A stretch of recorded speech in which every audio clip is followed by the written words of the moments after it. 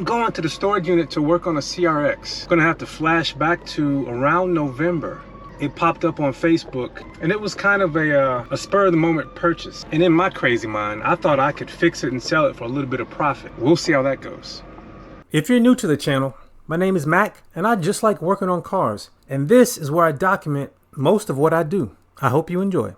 Me and my 89 K1500 are going to pick up another car today. And as usual, it needs work, but it's gonna be fun. I've always wanted one of these. I don't know how long I'll keep it, but yeah, I cannot wait to start working on it.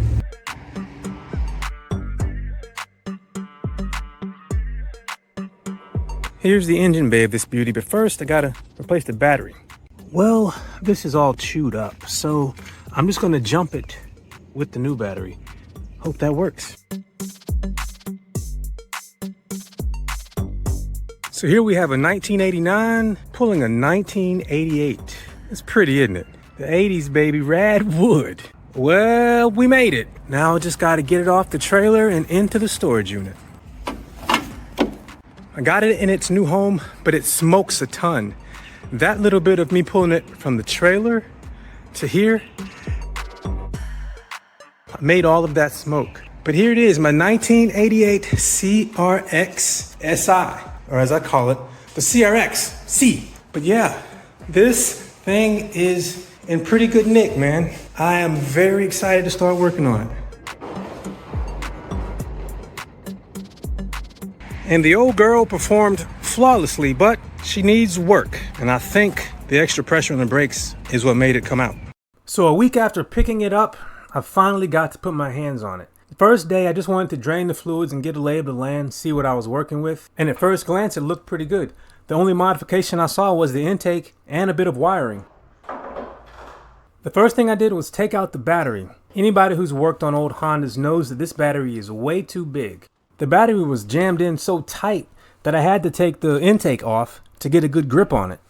I had my suspicions as to why the car smoked so much, so it was time to get to work. I marked the distributor location, then I took out the spark plug wires in preparation for removing the distributor and the wires all at once. The distributor is just 3 bolts and 2 connectors. Once they're all removed, you can pull out the distributor. And next up was removing the valve cover. The first goal is to get it running reliably. No smoke, no codes, you get the idea. All right, let's see what we're working with. So I've looked at several high mileage Honda engines, and this does not look like one that stayed on top of its oil changes. Now, this one came out way before synthetic oil took over, but yeah, we'll see if I can improve upon this. I decided to remove the head to replace the head gasket and the valve stem seals. And to do that, I decided to leave the intake manifold attached. So that meant my next job was just to disconnect everything attached to the head. So on my first day of working on the car, I disconnected everything that I could access from the top. I had to come back with the proper jack and jack stands to get at the things I would have to disconnect from underneath. So I finally got the regular car jack stands. And now I can drain the coolant. And there are quite a few oil leaks, but we'll address those when we get everything running, unless they're obvious. Like a lot of old cars, the undercarriage has seen better days. And my golly, is there a lot of oil leaking. But I'm gonna have to take this off, and then we'll see about draining that fluid. And there's the drain plug, but check it out, and it is not even on tight. Look, I'm able to move it with my fingers. But yeah, it's messed up, and more of it is coming off as I twist it out. All right, I'm gonna go open the top. It looks kind of milky. I don't know, maybe a little milky. And this is what's left of the plug. I'm glad it's an O-ring seal, but the new radiator was not in the plans, at least for now anyway. I then moved on to coolant hoses. Next, I'm gonna take off the heater hose and the lower radiator hose, which connects here where the thermostat is. I'm gonna disconnect this hose as well. And even though I don't always plan for this, I should. These hoses were stuck on. They were being very stubborn. There we go, finally. So I'm doing this because I'm taking off the radiator. And that was easier to get to, difficult to get off, easier to get to than the lower radiator. All right, I got to leave for work in a little bit. I'm gonna see about getting the radiator out so that I can get to the header.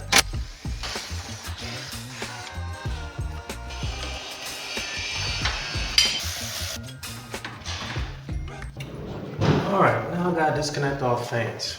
There's some green connectors down here that I believe are to the radiator fans.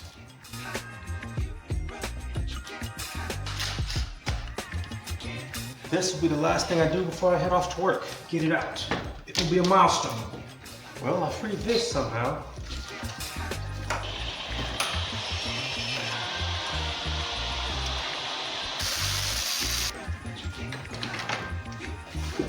I think that lets me. That's it. All right, I am back from work, and my goal now is just to get the head off. That means taking off the heat shield, disconnecting the exhaust manifold, unbolting the head and lifting it off and see what's going on. Every other time I've taken the head off, I've replaced the timing belt, but the timing belt looks good. I may replace it soon, but my main task today and my main goal is to get it not smoking. And I have never done this, but I've seen people just mark. So I'm gonna see if it works. So now I have the timing belt and the cam gear marked so I can slide the belt back on at the right spot.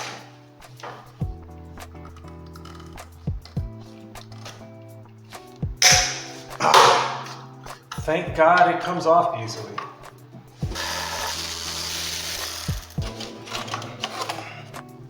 See how easy it is to take off these header nuts.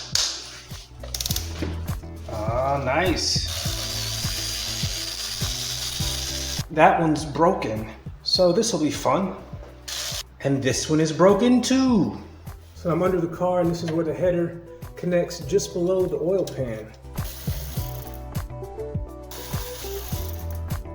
That gives me enough freedom. Let's go back up top. All right, let's see. Does this give me enough to just pull it away from the head? All right, I freed up the little bracket on the bottom. I'm just gonna take it all the way off. So that it should let me freely move the head around, but it doesn't. Come on, I'm right here. Why don't you let me off? You should be off. Ah, there you go. This is not what you want your exhaust ports to look like. But now I think we can remove the head. But there is one more hose I need to remove over here. I forgot to do this morning. Head bolts, I'm going to crack them all, starting from the outside, working my way in, and then I'm gonna zip them off.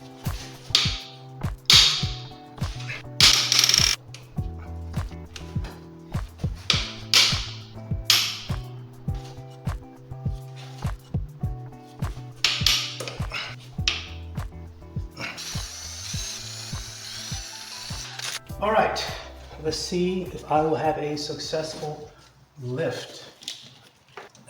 Getting a wrench under here, looks like it'll do the trick. Silly me, the intake manifold is bolted to the block. I forgot about that. You see those two bolts right there? They're attached to the block. B series and D series all have something like this. I forgot all about it, so I gotta get to those. I'm gonna see if I can do these with one hand and a bunch of extensions. Looks like success. All right, does this give me free? Ooh, I gotta watch out for this clutch cable. I think I can leave it connected. Just have to come under it. We should be rocking and rolling now. One of the things that is an obvious one, the fuel line. Obvious and easy, that's why I forgot. Now we are free. And head gasket has left the chat. This was the old composite style head gasket, obviously, and it doesn't look like it was doing its job anymore. So, that's probably my wife. Hey, babe. working on the CRX, but I'm just finished. I just got the head off, so I'm done for today. All right, love you. Yes, so look, that's terrible. The cylinders should not be all wet like that. So yeah, definitely coolant was getting into the oil, so I'm gonna have to figure out what I'm gonna do because that definitely would have compromised the properties of the oil. So I may be doing more work than I planned, but head gasket was the plan. We'll see how it goes. And with that, I called it quits for the day. It was time for me to go home, eat, and go to bed.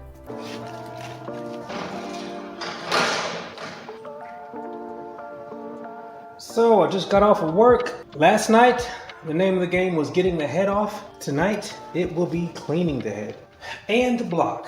So I picked up some scrapers and I'm gonna get to work and see how clean I can make it. If you're new to the channel, my name's Mac and I just love fixing broken cars. And if you're into that sort of thing, I invite you to hang out. I'm gonna enjoy myself and I hope you do too. Slow going, but I'm getting the old gasket off. All right, well, that's it for tonight. I made some progress, but as you can see, I still have a lot to go. So I'm gonna have to come back tomorrow and continue the cleaning. Well, there are no more chunks of gasket material on the block. I scraped as aggressively as I was willing to get off the parts that I did. And a lot of this is stained. I mean, if you've done this before, now it all feels smooth, but it doesn't look good. So like I can see that there's black stuff here, but it feels smooth, but I want it to be perfect. So I still may get some sort of sandpaper or something to get it off. But yeah, this was just being patient with a little blade and scraping multiple times over the same area until it looked like bare metal. Now let's take a look at the head. Yep, and that is what is left of the gasket. And you can see where sections of the gasket came off and remained on the block. So, ooh, yeah, that's gonna be fun. Look at that, and that is why we will be going with a multi-layer steel gasket. Oh man, let's see if any of this comes off easily. Not so much.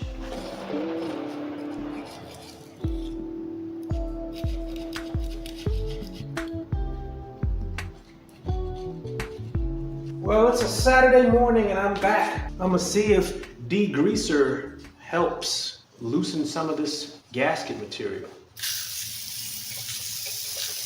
All right, I'm gonna let that sit. I'm gonna go work on the block a little more.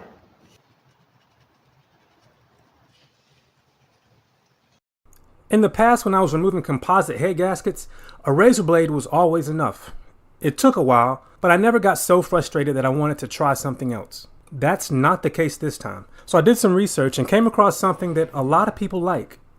So here I am after work and I picked up this 3M white Rolock disc and I don't know why I thought it was bigger. Honestly, I don't know exactly what this goes in, but I'm just gonna go ahead and put it in my drill and see if it gets this off. I'm not even convinced I got it in enough, but we'll see.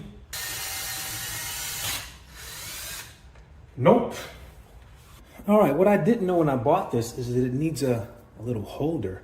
So I screwed this onto this, and now I'm gonna give it a try. And after feeling this, I feel less bad because it feels just like plastic bristles, but I will proceed with caution. Sort of working.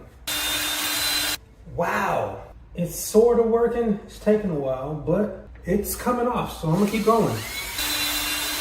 This is actually pretty gentle. We'll see if I make low spots in the head. If I do, I'll just have to take it to a shop, but I'm gonna keep giving it a try. Well, I ran out of battery, so it's time to go home.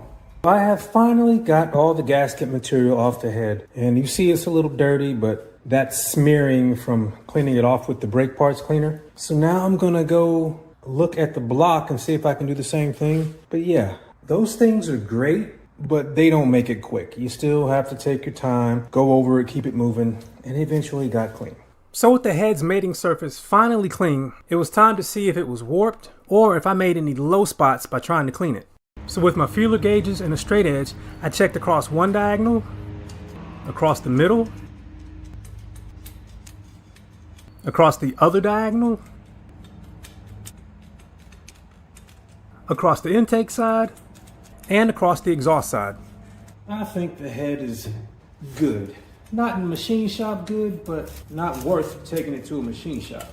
Because that is 0.0015 and the 0.002 is the spec, so it is flat enough. It was then time to remove the rockers so that I could get at the valve stem seals.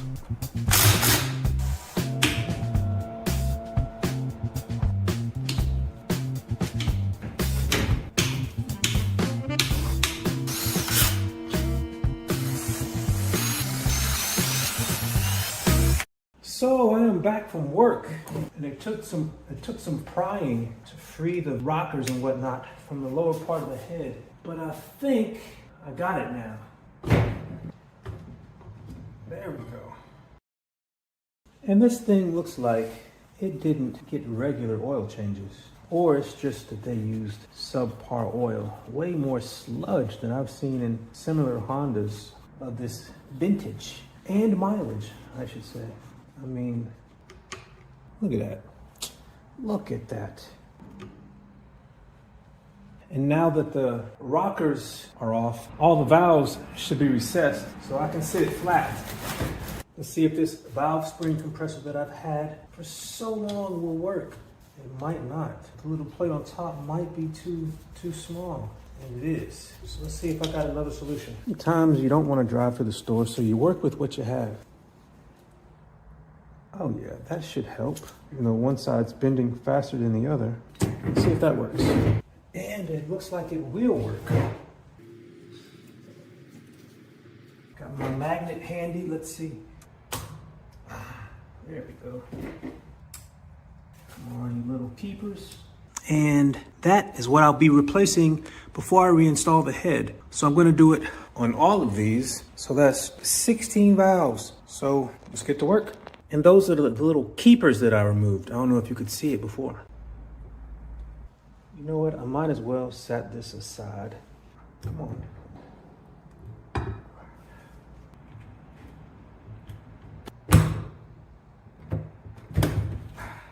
So the old one is off. And now I got a bag full of new ones. And the valves seem nice and tight still, so I think we're good. And I believe this little thing is to aid in install. So I'm gonna put it over the valve stem, and let's see, can I slide this on? Ah, it goes right on. So now, push it on till it stops. I'm gonna get a little socket to help. Let's see, does this fit over it? It does. So I think that is fully seated. Yeah, I think it's fully seated. So now take that off. It's one installed. Oh yeah, this should be easy. Slide on in there, buddy.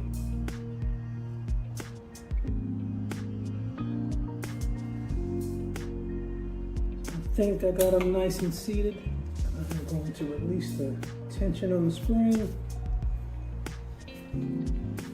And that is one done. And I'm gonna do the same thing with the rest of them. With one done, the process gets a bit smoother. I just compress the spring with my modified valve spring tool, pull out the little keepers, and then it's a bit difficult, but then I remove the old valve stem seal, making sure not to damage the valve stem. Then I put the little protector on, reinstall the new one, make sure it's fully seated, replace the spring, put the keepers back on, and then release the spring. Simple as that. Take a look at this old, brittle, and cracked valve stem seal. You can see why it would consume oil and smoke. This is what a new one looks like, and this is what a new one looks like installed. Much better. So this is the last one. The process for the intake side was exactly the same as it was for the exhaust side.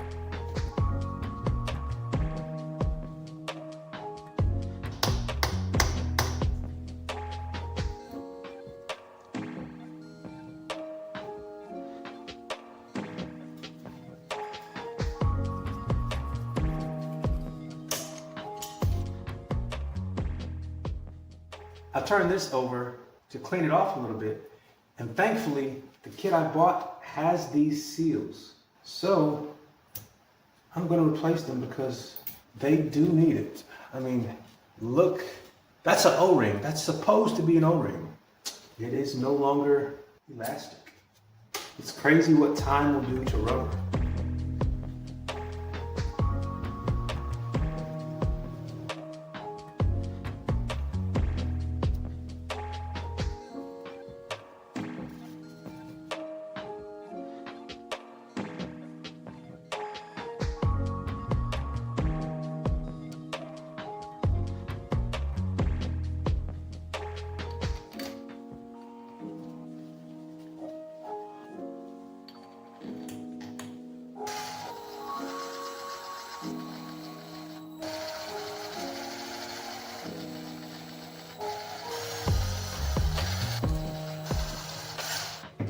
Just snugging them down before I torque them to the specified values. So the order is starting in the middle of the middle, middle down up, middle down up, middle down up, middle down up, then up down, up down.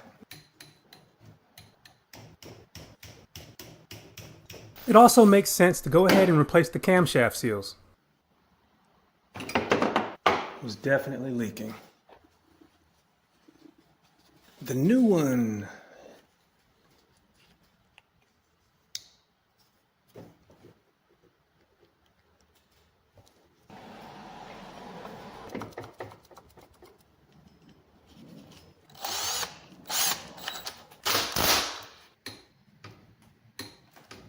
I then went ahead and drained the block because I imagine little bits of head gasket might have gotten in there.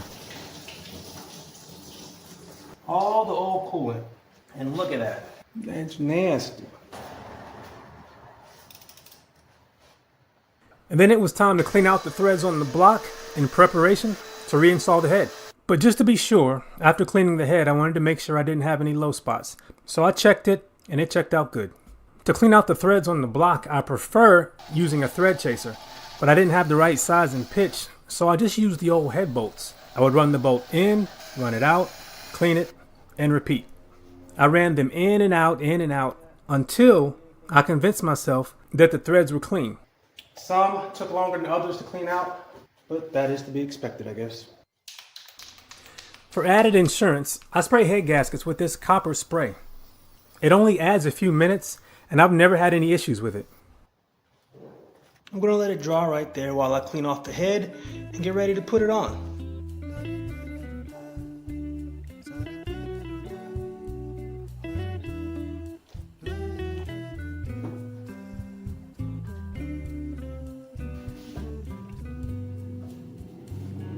All right, I got that satisfying. Makes me think everything is seated. So I'm just gonna check everywhere I can see to make sure it's sitting flat. And it looks like it is. All right, got the new head bolts. A step you don't see is me putting a little bit of oil on the threads of the new head bolts and on both sides of the washer that's beneath the head of the bolt. I then torqued the head bolts in the sequence pictured. But I did not use the torque specifications for an 88 CRX Si. I used the torque specifications for a Civic with a D16 Z6. These engines came with a multi-layer steel head gasket. And since I was switching to a multi-layer steel gasket, I decided to use the torque specifications for that. And the final step was to line up the cam gear and the timing belt and put the timing belt back on. All right. Back where it should be. I think that's a good stopping point for today. It's time to reconnect everything and try and start it. Let's see if I can remember how everything goes.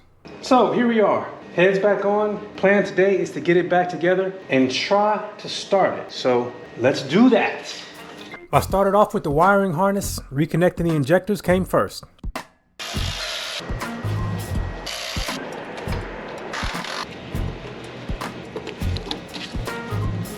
This is the clutch cable, and I think it's supposed to be on top of the intake manifold. All right.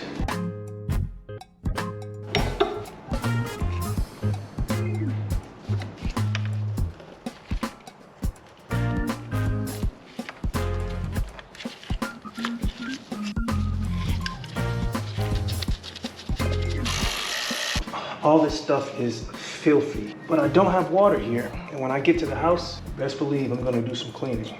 I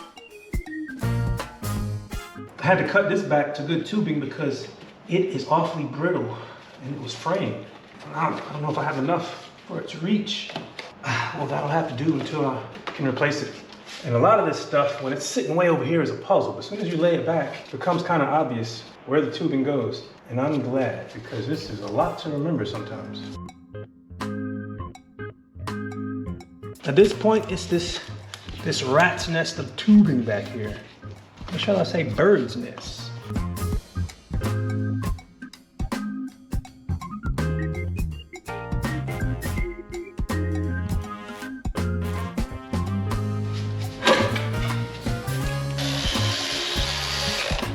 I don't know, is there still oil in this car? Yeesh. Why is there so much oil in this car? This is a bracket for the header, and this car is just so filthy. Wish I had water here. I would definitely do some cleaning.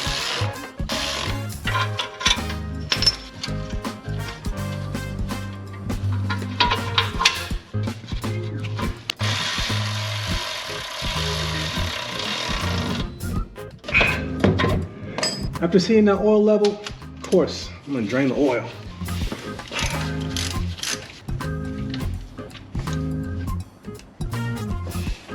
Reconnecting the fuel line. Then there's not much more. Then I can put in the radiator.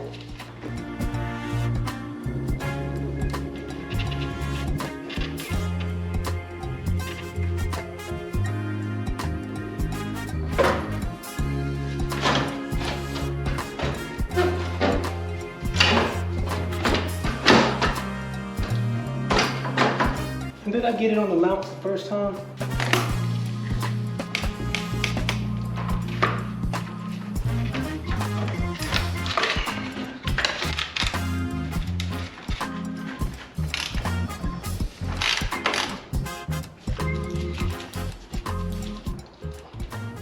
Order of operations. I should have done this first before putting the radiator on, because it is not going to fit now. But wait, I just might be able to squeeze it in. But that bottom bolt will be another story. Yeah, that bolt on the bottom is just going to have to wait. I have a feeling I'll be taking this radiator out again at some point.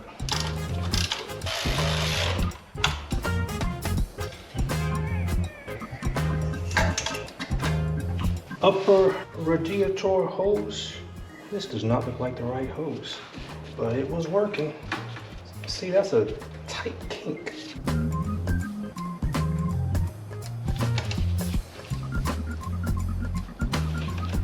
And this cover that goes over this has seen better days, but I have it and it's intact, so it's going back on. Valve cover with a fresh gasket. And I got new ones of these too. I'm gonna throw those on. And there was bits of the old ones still left. And I got fresh grommets.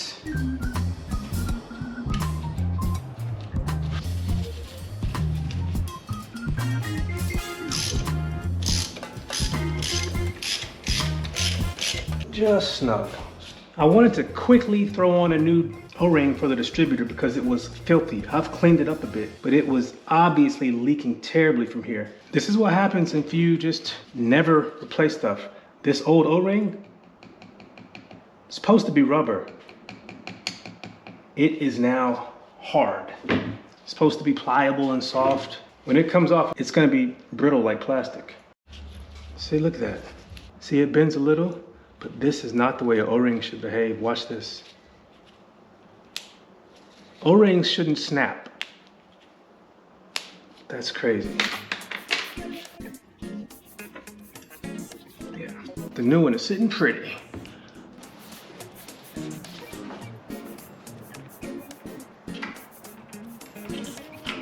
And I made some marks up here. When I took it off, I'm just gonna line them back up.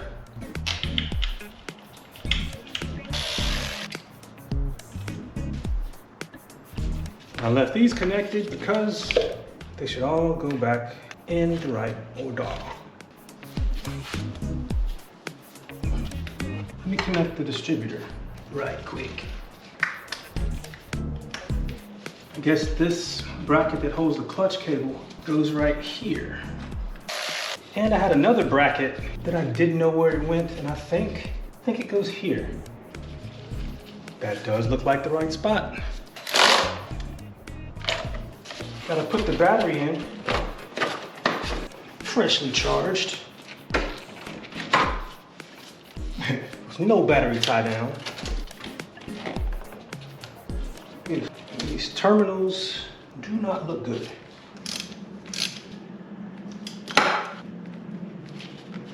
The intake.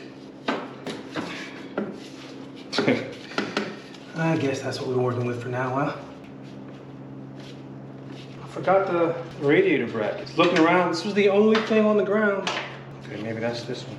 This was the only thing on the ground that needed to go back on the car. I came under here to make sure the radiator drain plug was closed, and I forgot that it was damaged. But I'm gonna go see if I can just get a plug. I don't want to replace the radiator because I want to do a shakedown and see how bad the damage is with the rest of the car. That's it. The CRX is back together. It's filthy and there are leaks, but if it starts and runs without smoking, I've achieved the first step of what I wanted to do. Yeah, these are sweet little cars. I need to do a better job about working neatly. I don't even have that many tools over here, and it's a little bit of a mess. But I have to leave now. I need to get oil and hopefully a radiator drain plug. Ooh, it's bright. Thankfully though, that thing is running nicely. Putting in fresh oil, might as well swap the filter out too. I did not bring all my oil changing tools. Finally got it cracked with the help of those channel locks. Let's hope not much comes out. See what kind of filter they used. OEM Honda filter. Good for him.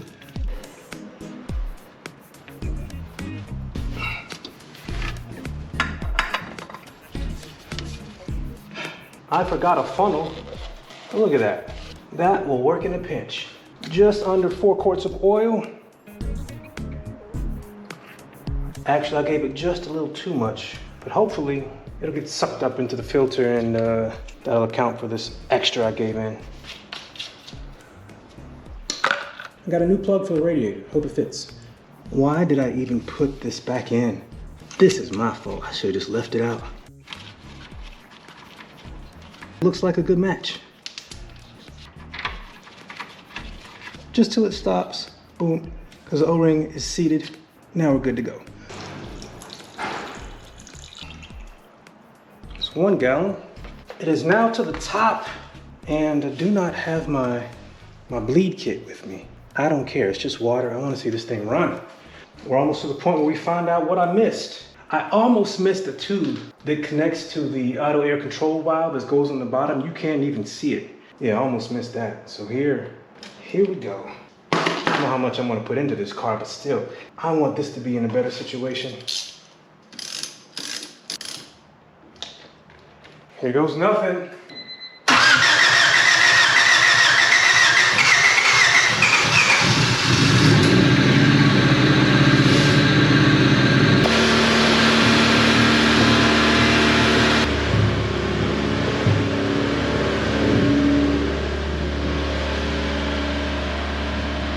Well, that is a lot of smoke. Let's hope it burns off. That's still really smoky. Probably has to burn off all the old stuff that was in the exhaust system. So maybe I'll pull it out, drive it around a little bit, and see if it burns it off. But it runs and the engine sounds healthy. So I'm going to make sure the coolant's squared away, drop it down and see how it goes. Well, I wish it would instantaneously stop smoking once I got it started, but I know that was very unlikely. It has to burn off all the stuff that was in the system before. But I achieved what I wanted to today. When I come back, I'll bring my little coolant bleed setup. I might even get the registration sorted out so that I can drive it. In my state, this car does not need an inspection, and that'll help me verify if I can just burn off all the old stuff or if I have another source of all the smoke. But anyway, generally, I'm happy today. Catch you next time. Trying to get an early start this morning so I can get the coolant sorted out, and hopefully burn through all the stuff that's making it smoke from before other people start showing up at the facility.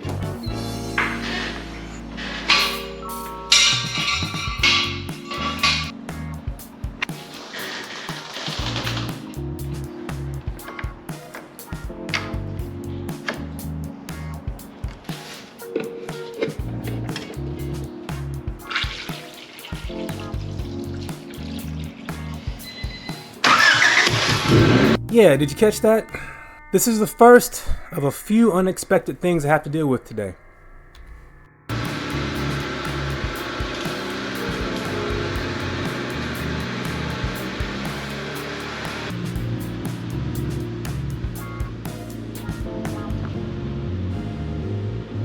We're gonna let it idle and let the coolant bleed. I hope the smoke stops. There's a hole in the muffler. Let it get up to temperature and see what we're working with. I don't know, maybe it's getting a little better, maybe. Okay, that is definitely better. It's a lot better, but I want it to be no smoke at all. Still a lot of smoke, but better. But the oil light is not good. What is kind of cool though is the animations on this radio. How sweet is that? It's getting better by the minute. I still want that to be completely smoke-free, but it's a cool morning. Hopefully that's part of it. I can't do a flush here, but that coolant is definitely gonna be flushed. Thankfully there are no leaks. None that are dripping all the way to the ground anyway.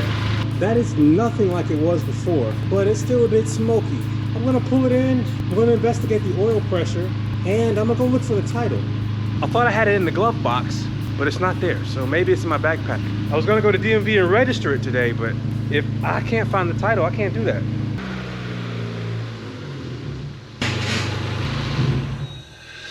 The clutch catch is awfully high. Well, I cannot find the title for the CRX. I have looked in the truck, in the CRX. I thought it was in the glove box. So now I am driving all over town looking for the title. It might be in the Golf. If it's not in the Golf, then I'm gonna go back to the storage unit, look in the truck and the CRX again. But you know, I got it signed over at the previous owner's house. A day or two later, I went and picked it up with the truck. And I know it was in the car at least part of that time. If I can't find it, I'm gonna have to ask the previous owner if he's willing to go to DMV with me and sign it over. Because it was just a notarized title that I have not taken to DMV yet. I hope I can find it because I wanted to register it today so I could drive it. I found it. It was at my mom's house in her car. So when I went to pick it up, I was gonna drive it home, but it smoked so bad that it was gonna be unsafe to drive it home. I originally put it in the glove box of the car when I started backing it out of the guy's driveway. Then when I couldn't, apparently, and I forgot this, apparently I put it in my mom's car and it was still there in the little side pocket of the door. So now I'm headed to DMV. Hopefully I can register it and drive it a little bit.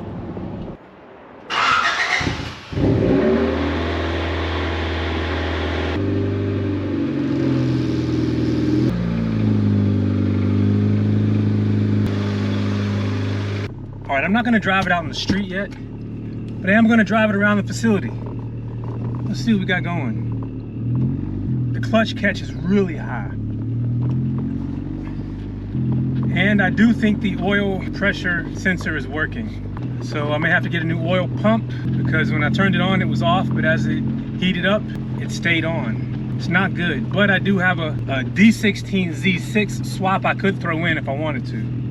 Oh, another reason I'm not driving on the street yet, I need to pump up the tires a good bit, but it's moving. This is the most I've driven this car. And it does need some taillights and some bulbs. There's quite a few out, so when I park it, I'm gonna check them and we can go pick those up today. Yeah, this oil light is a big concern. But it's driving.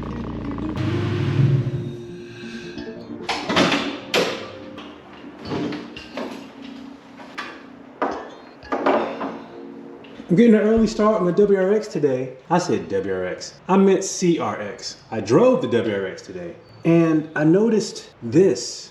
When I was editing the video, I noticed a spark coming from over here, and I didn't know why they had tape on this. So I'm gonna get a cover for this, and I'm gonna do something about this intake. I might even find a stock intake. But that was crazy. That could have ended very badly. So in an effort to address the oil pressure issues, I got a new oil pump. And I'll call today a success if I get it installed. And I picked up something for the sloppy shifter. I mean, you can't even tell. Like, look at that. You can't even tell which gear you're in. Like, you don't even feel any resistance until about here, and then about here. So awfully loose and sloppy. Front to back isn't that bad, but it's super sloppy. So hopefully what I got will help address that. But now it's time to do everything I need to do to get to the oil pump.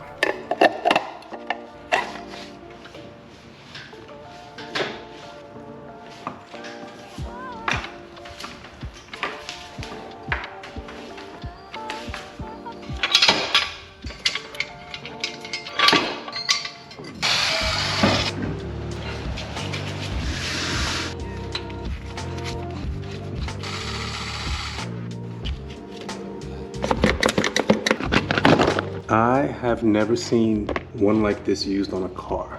And I can honestly say, I don't think I've ever seen one like this.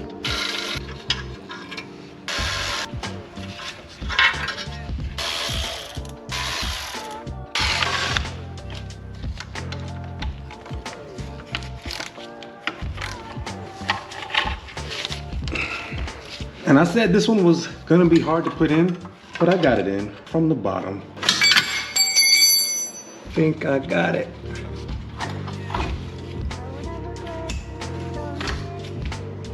Oh, maybe I should not have banged this in.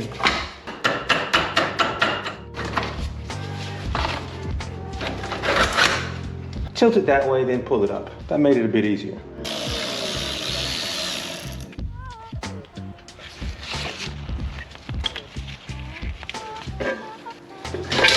Hope there's room to drop it all the way down. Silly me, I'm so used to dealing with one-piece headers that I didn't think about just disconnecting the top portion from the bottom portion. Maybe that is the way to go. I'm kind of nervous about those nuts though. All right, here goes nothing.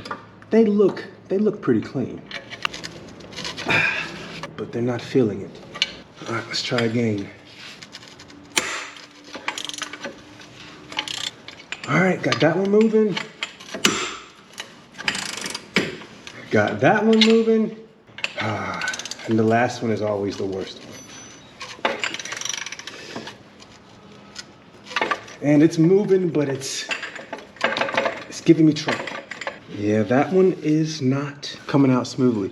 And why is it always the last one? Why is it always the last one? Even though I don't want to, I'm gonna leave and get some PB Blaster or something and let it soak on there. And while I'm doing that, I'm gonna go ahead and drain the oil. All right, I went to the store, got a donut and a croissant and some PB Blaster. This whole pan is coming off in a little bit. So I'm gonna hit these with some PB Blaster. Then I'm gonna go to the bathroom. Even get in there. See if it'll soak in the back way. Let's see how much the peanut butter blaster has helped. Still stuck. A little more leverage. I don't know, maybe that feels some better. It's coming off, but it's not happy about it. Well, there we go. Well, might as well keep going. And now the nut is stuck in the socket.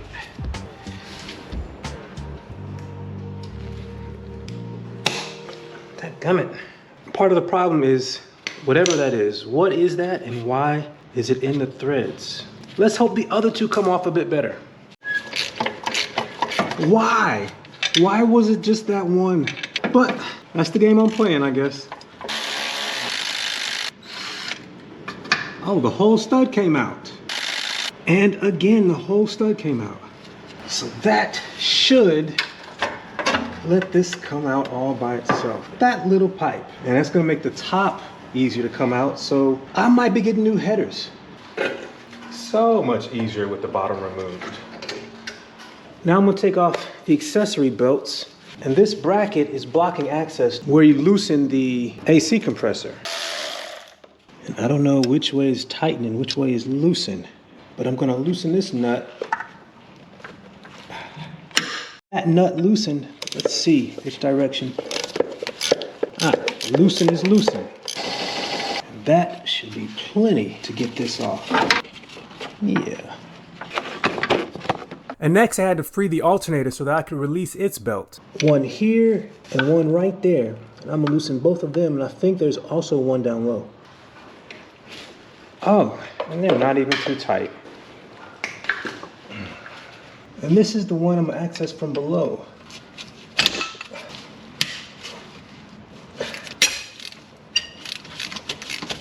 That should be enough to allow this to hinge in. Yep, and we can take off the belt. So I'm gonna use the crankshaft bolt to rotate the engine to top dead center.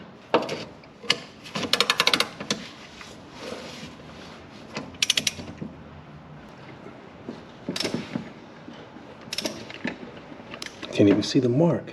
There it is. And I think that's it. So now I'm taking off the valve cover again.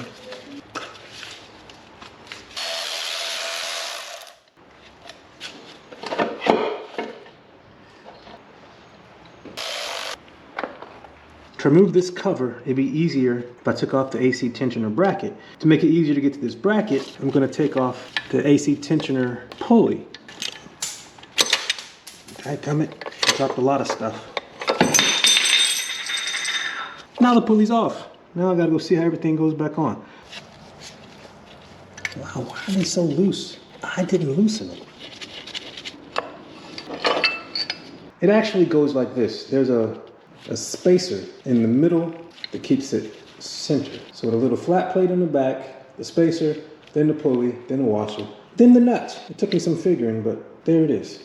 To get the rest of the covers off, I'm gonna have to remove the crankshaft pulley. I'm hoping it doesn't move it, but if it does, it's okay. I can put the bolt back in and reset it to top dead center. Oh, that was easy. The right tools, man. Can't tell you how many times I had to battle with these. Now I'm gonna try and wiggle off the crankshaft pulley, making sure not to lose that Woodruff key. Oh, and it doesn't wanna come off quickly. Uh-oh.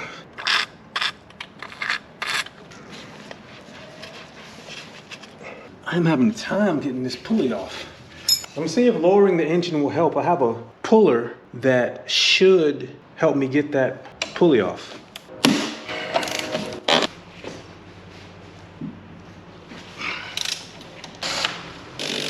So I am gonna temporarily position the jack under the oil pan so I can take off that mount. And that should let me drop the engine just enough to get that puller on there. Slow and easy. Is that as far as it wants to go? That looks like about as far as it wanted to go, but that might be enough. Come on. It's building tension, let me get away. Oh, it's actually moving.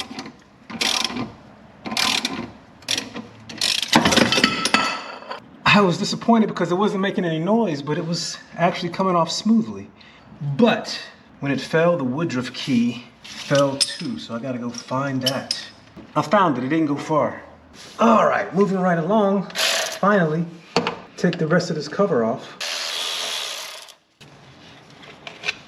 There's one that is easier to access from up top, and one more that is under here. Thankfully, they are all the same length. The cover is free. And I'm dropping it down below. It needs a good cleaning. Yeesh, let's see where some of these leaks came from. I'm certain some of them are coming from the camshaft seal. It looks like some of the timing components have been replaced recently, which is really good. They're getting replaced again, but I was happy to see that. So while I'm here, I'm going to release this timing belt tensioner. It was on there tight, boy. There. So now the timing belt is still looped around the motor mount, but now I can get to the oil pump. Does that freight train come through at 5 a.m. every morning? No, sir. It's very unusual. Okay. That train comes through here like twice a day, it seems. At least it was twice today anyway. We'll take this tensioner all the way off. And that's what we need to get to, right there, the oil pump. Might as well take this timing belt guide off too. And this crankshaft gear can come off too. Also keyed with a Woodruff key. So now I'm gonna lift the engine back up such that it's back into the mount fully.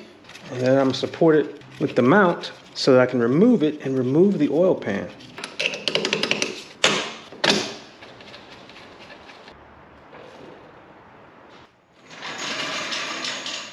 This bracket needs to come off. And I'll have to remember when I reassemble that these oil pan bolts also hold up this shield. I forgot that on my B18 and had to redo some stuff. And I think that allows this shield to come off. Let's see. What else is holding it? Doesn't look like anything is holding it. So my battery is about to die. So I'm gonna try to get this cover off. So I switched to my phone. And the only thing keeping that cover on was some of the threads on the other side. They were just caked and it was getting caught on the threads of the stud that held it up. So I just banged it a few times and it came out. Let's go ahead and take this oil pan off. And it's just a bunch of bolts and nuts that go around the perimeter of the oil pan. I'm using a 10mm to take them off. There it is, the last one. So let's see how stuck on it is. So I just put the screwdriver between the gasket and the pan and I got it to start moving. Oh man, this is as old as the other gasket was. I think this oil pan has been on here forever. Ugh, look at that.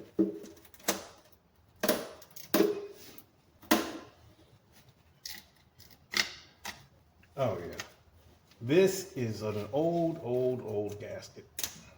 Yep, so here we are. Got some cleaning to do. All right, so I'm gonna take off the oil pickup. Will it come off easy? No.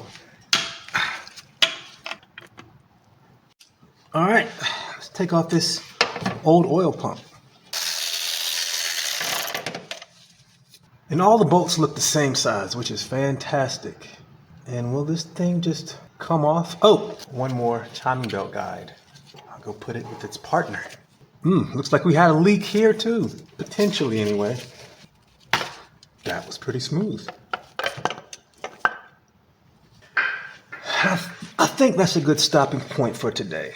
I need to go eat some real food, and my timing components haven't arrived yet. And when they do, I can come back and do all of this at once. Well, you want to see something that can affect oil pressure? This is the pickup, and there is stuff in it. It's like there's a little filter here, like a little screen, and it has some gunk on it. See all that? So, this may be part of the issue. So even though I didn't get the oil pump on today, I did make progress. The timing components finally arrived for the CRX, but before I get to them, I have to do some other things.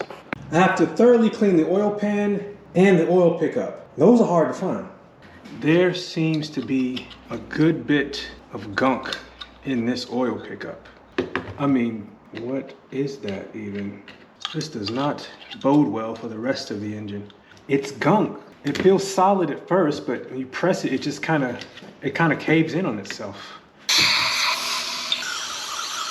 I may end up having to go back to the house to see if I can blow it out. So I spent some time getting the gasket off, and then I decided to search the web to see if I could find a way to remove all this sludge. And I found a couple of ways, all of which were pretty easy, so I decided to give one of them a shot. I think I'm gonna have to soak this in a solvent, gasoline, or kerosene to get all this gunk out. So I'm gonna spend some time getting this gasket off, and then I'm gonna look for a container and let this soak while I do other things. I always underestimate the amount of time I'll spend doing stuff like this, getting old gasket material off. All right, that's clean enough for me to stop and go find something to soak this in. So I got this stuff to go with the gasoline. Is it any good? I don't know, but I'm gonna give it a shot. Wow, look at that. Some stuff already came out.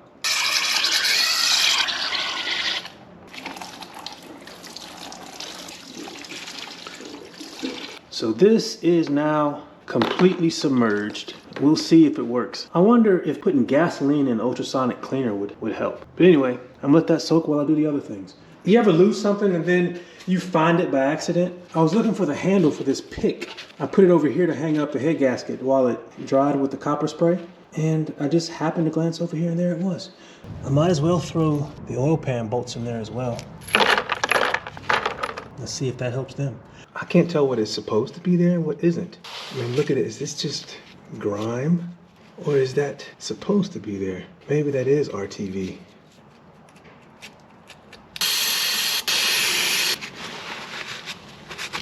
The new oil pump did come with a new seal. And oh no, this one had not been replaced because it is flat on one side. Actually, it's flat on both sides.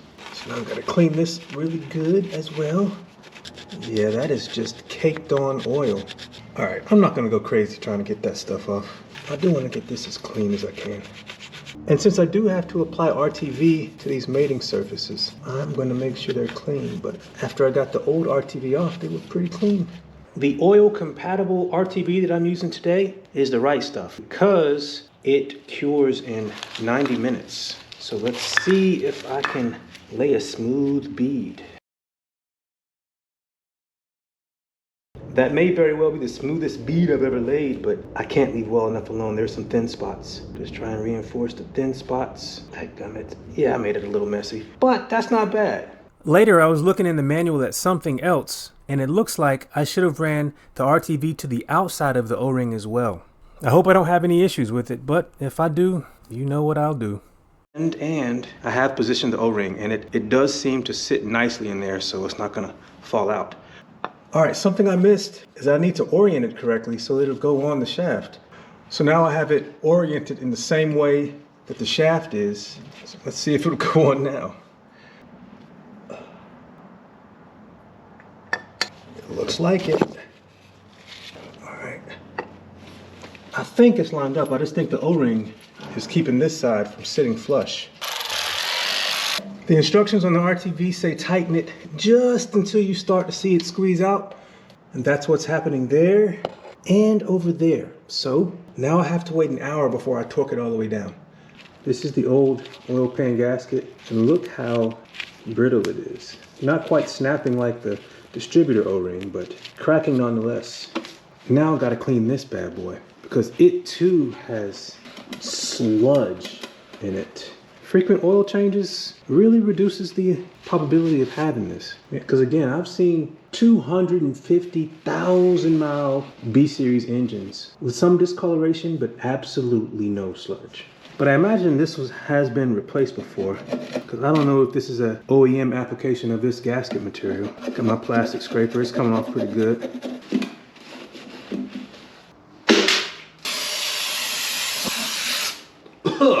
That stuff's strong. Just caked on. Makes handling this not fun.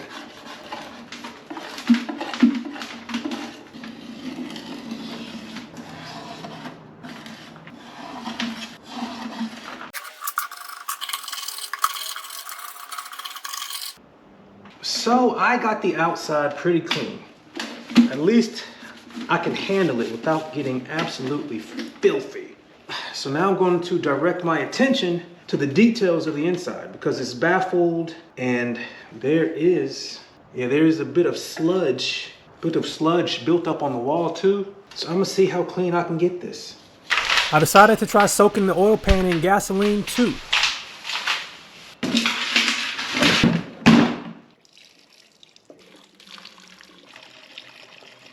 And while that soaks, I can go torque down the oil pump. And these get tightened to 9 foot-pounds or 12 Newton meters. And guess what time it is? Time for more cleaning. So this is just a dry wipe, and then I gotta get all the little gasket material off. Oh no, that's not gasket material. That is where oil was escaping.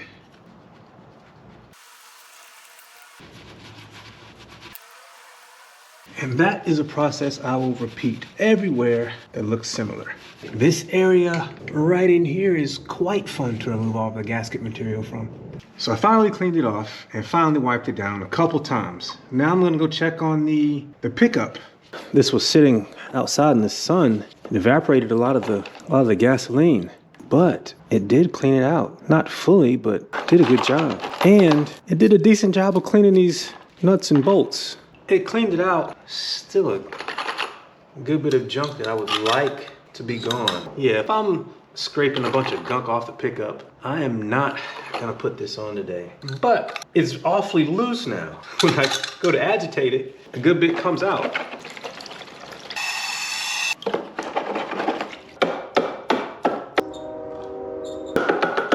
It's tough to get a good angle, but I got it clean enough to where I'm happy. There's no more gunk in the screen now. Of course, I can't see all the way onto the screen, but this is a lot better, and I stopped getting debris coming out of it. So I'm gonna call that good enough, and I'm gonna install it and keep going.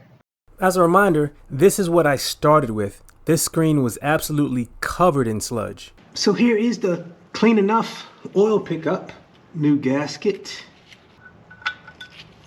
Get everything started.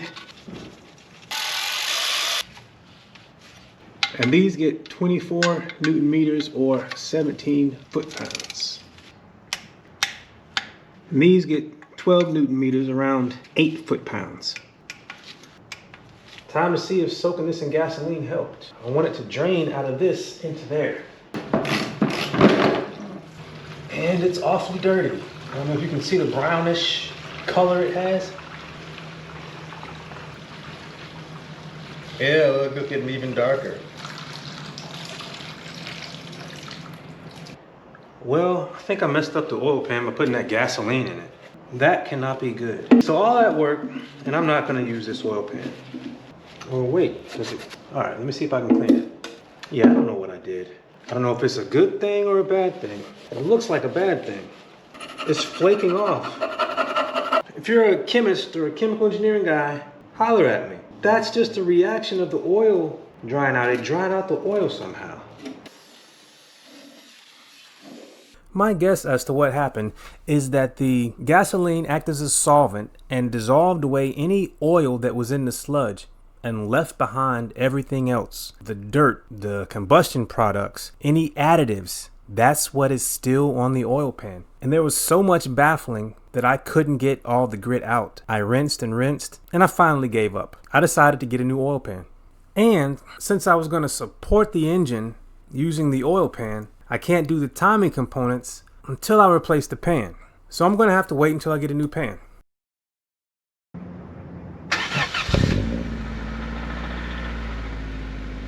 So I got a new oil pan, and I am just going to go ahead and install it.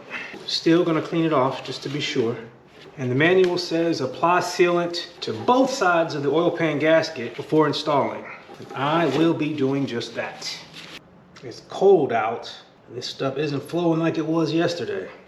This bead isn't as pretty as the bead I laid down yesterday, but it'll still work. And laying this down is always fun.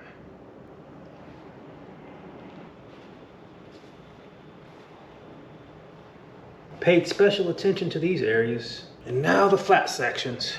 I'm thinking the smear method might be the way I try in the future, because trying to lay a pretty bead is not always easy. That's why I was so happy about yesterday. That is ugly work, I know. But I'm gonna install it though. I put some dollops where the oil pump meets the block. And now the nerve-wracking portion of the install. You gotta try and not hit the flywheel. So here goes nothing. Looks like I'm lined up, at least on some of them. All right, let's see. This lined up. I just hope the RTV is still all in the right spots. I'm gonna put a few on the studs, snug it down all around. And I gotta remember, those two hold the shield on, so I'm gonna do those last.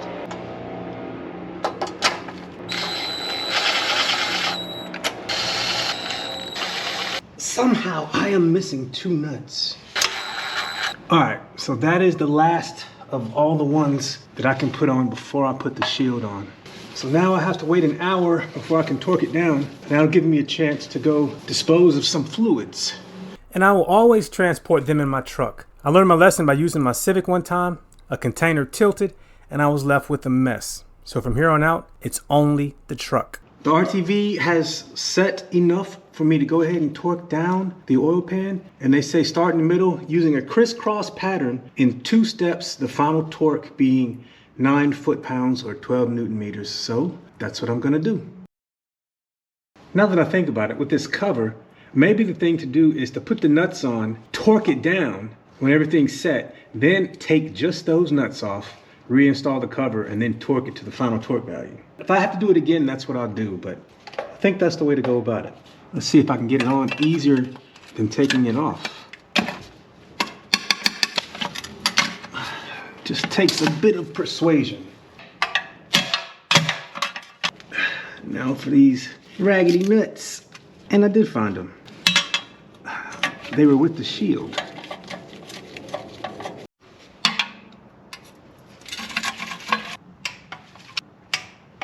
And this bracket here needs to get reinstalled. And it too was filthy, so I've spent a little bit of time cleaning it up.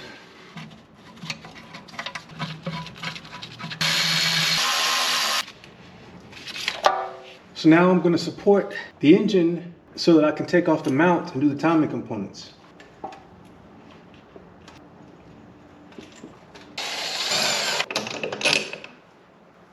You know what? I'm just going to take that bolt out. That'll give me plenty of room.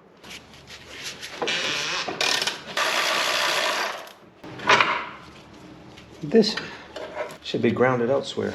Get rid of the old timing belt, which actually looks relatively new. What the heck, I might as well take this one off to give me more space and better viewing angles. I'm removing these with 14mm sockets. It's just 2 bolts.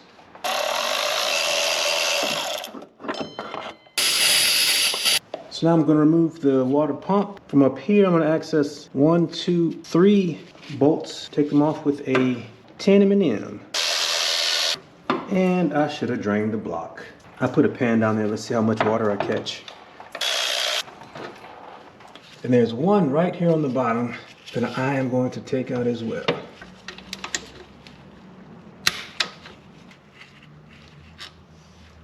Wait a minute, the water pump is held on by an alternator bolt? No way. It is. That bolt right there.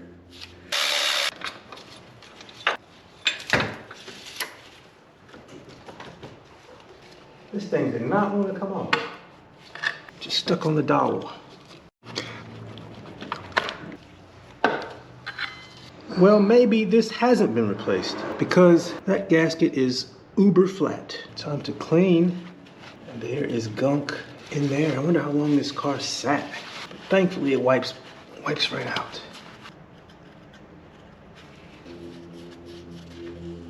So I spent some time cleaning off the surface. Now I'm installing the new water pump. Oh, and the gasket is there. And it generally stays in place. All the bolts are the same length except one, and it is a shorter one, and it goes down here as best I can tell from the manual. I didn't think to look at it when I was taking it apart, and I spent some time chasing the threads on them as well. These also get 12 Newton meters or 9 foot-pounds. I'm gonna put this back in, but not tighten it, just so I don't forget. I'll put on one timing guide, crankshaft gear. Now the tensioner and the tensioner bolt.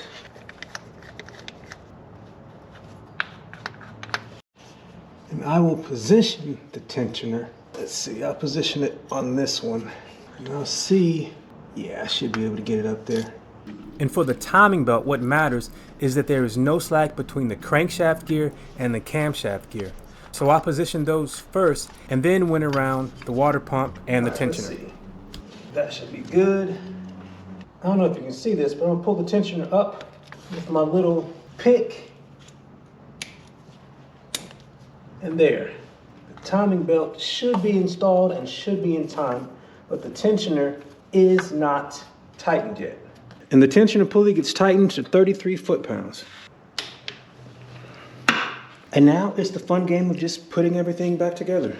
Even though I want to continue, this is a good stopping point for today because I have lots of filthy parts and they need to be cleaned. So I'm gonna clean them before I reinstall them. But I did get the timing belt on, the oil pump on, new oil pan on, and I am eager to run this thing. Also, I got this. That should help with the battery situation. So I'll catch y'all next time. I haven't eaten really anything today other than a protein shake, so I'm going home. Dadgummit. Oh. I stayed up way too late last night. But guess what I'm gonna drive around today? I'm claiming it. I'm not saying if things go well, I'm saying I'm gonna be driving this today. I may even take it somewhere cool. But I gotta be efficient. Because staying up late 2 nights in a row is not good for me. So I'm gonna clean up these parts and get this car on the road. I mean, I tried to claim it, but if I don't have oil pressure or there's another issue, I won't drive it, but you know what I mean. I'm gonna get me a parts cleaner or ultrasonic cleaner or something because I need to be touching nuts and bolts right now instead of wiping this bad boy down. That's all the timing cover wiping I got in me today. If I were to give myself a grade on wiping these down, I'd probably give myself a C, maybe even a C minus.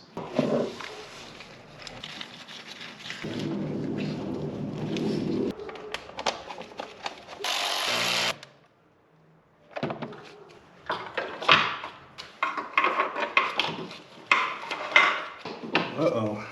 Part of the problem is this mount is cooked. It should not be cocked like that. With a good bit of persuasion, I got one of the holes to line up. And it might need a bit more persuasion. All right, let's see if it goes all the way through. Uh-oh.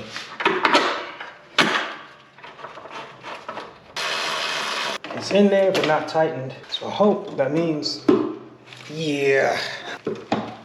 All right, cool beans. There we go.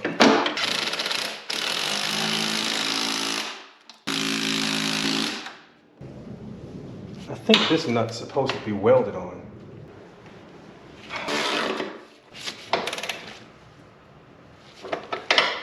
Now I can take the jack out. Now the crankshaft pulley with the Woodruff key and all the timing marks should still be lined up. And since I'm trying to be efficient today, I picked up a new exhaust manifold. And it came with extra studs. If I ever decide to fix the old exhaust manifold, I can use the new studs. I also got a new oxygen sensor because the other one obviously saw a lot of oil and coolant that it shouldn't have seen. And this is a direct replacement, will plug right up. And I tighten it just till that crush washer is crushed. And that's good enough, for me anyway. It came with a new gasket, but I have a metal one installed. And I'm gonna keep using that because who knows when I'll be going back in here.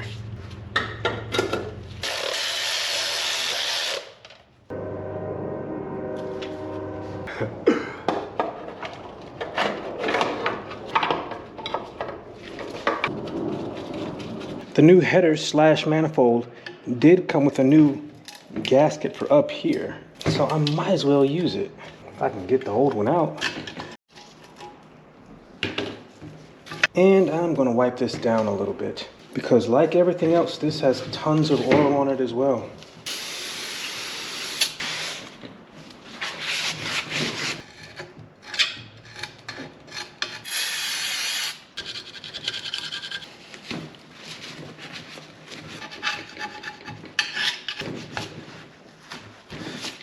Let's go put it on.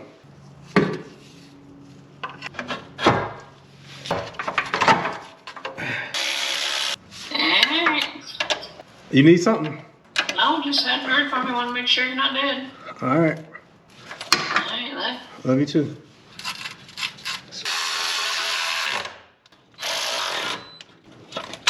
Rolling around on the floor, I found the other two spacers for the cover. So I'm gonna put those on right quick. Now I gotta remember how all these belts and things go. This is the tensioner. I do not remember these being this hard to get to.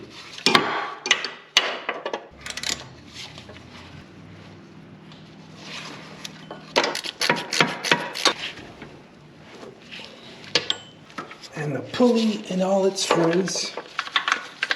And these belts are easy to remember because one has 3 grooves and one has 4. So the one that goes over the AC is the larger one. And the one that goes over the alternator is the smaller one. And the crankshaft pulley gets torqued to 119 foot-pounds, but I don't have my torque wrench that goes that high with me. So I'll do that later. But I'll make it good and tight, but I'll just verify that it is torqued down properly later. Putting on the alternator belt now. It's in the groove. And now for the AC belt. I don't even know if the AC works in this car. For all I know, I'm just spinning extra stuff for no reason. Robbing myself of horsepower. I used to have a Saturn coupe, and I could not make left turns into traffic with the AC on, especially if I had someone in the car. I remember the girl I was dating at the time. She was like, "Are you kidding me?" She said, "We can't make it." She said, "We can't make this turn with the AC on." I said, "Nah, hold on." And I gave it all she had, and that car took its good time getting into traffic. I remember those days. Holding tension on the alternator belt. Not too much, just taut while I tighten it.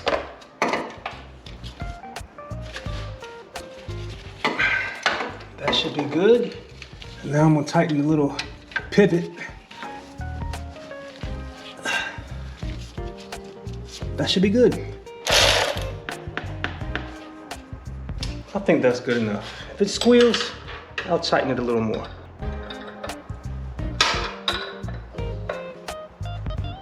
I forgot to plug up the new oxygen sensor.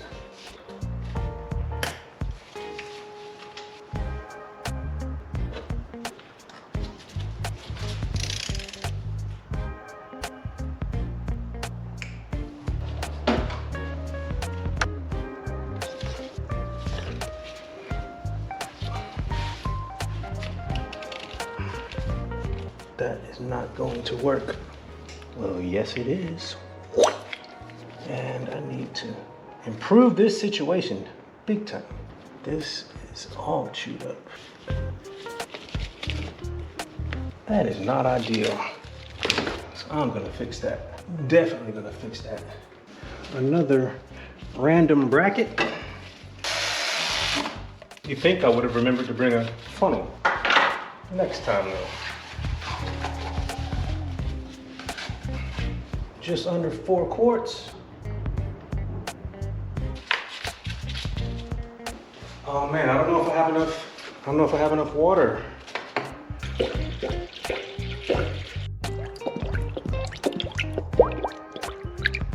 No, I need more water.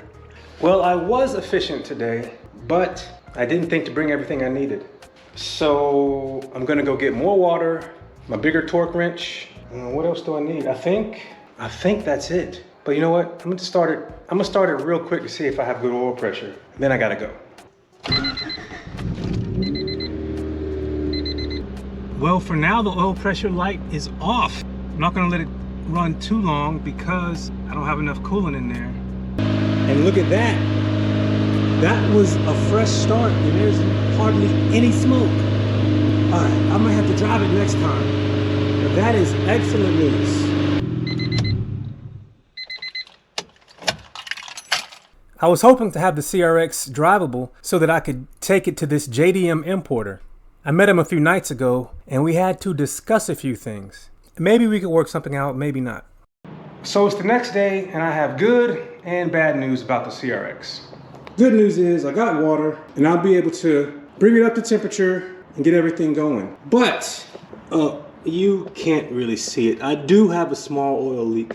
But what I can do is bring it up to temperature and make sure that the pressure stays in a good range. Since I'm gonna drain this oil anyway, I'd hate to waste the oil that I put in. So I'd like it to get up to temperature and try and clean out some of that sludge, because this is, although it's a cheap synthetic oil, it's a decent oil, and it'll get things hot and moving and hopefully drain out some of the nastiness that I got. So that's the leak, and it's a lot worse when it's running. And I noticed that the alternator belt wasn't all the way on. It was like one rib off. At this point, I thought the oil pump was the problem, because the new pump I installed did not line up perfectly with the bottom of the block. I didn't think it was a big deal, so I just put a little extra RTV where they met up. So I decided to bleed the coolant system, let the oil get up to temperature as well, drain it, and then investigate. And while it was heating up, I decided to go ahead and check the lights, because I knew I had some bulbs out.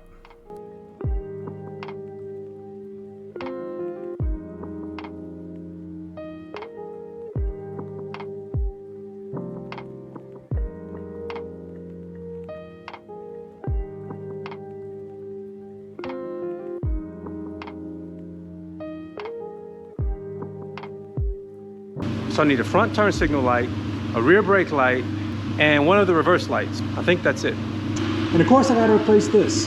So I'm on the hunt for one of those as well. The CRX is fully up to temperature, and there is no oil pressure light. No check engine lights, no warnings, no nothing. That is good news. I really wanna drive this thing, but there's no use in delaying the inevitable. I'm gonna have to address this leak. So I'm gonna drain the oil. Let's see what it looks like. Oh man, it looks brand new. So it really didn't do much cleaning in that short run. Yeah, that still looks pretty clean. We'll see when it gets down to the bottom. So while the oil was draining, I undid a lot of the work that I just finished to see where this leak was coming from. So if my theory is correct, I will have oil leaking below the block, between the seal and the pan, but not above. Should be dry above, and I'm wet above. Is it this daggum seal? Here I am thinking about the oil pan.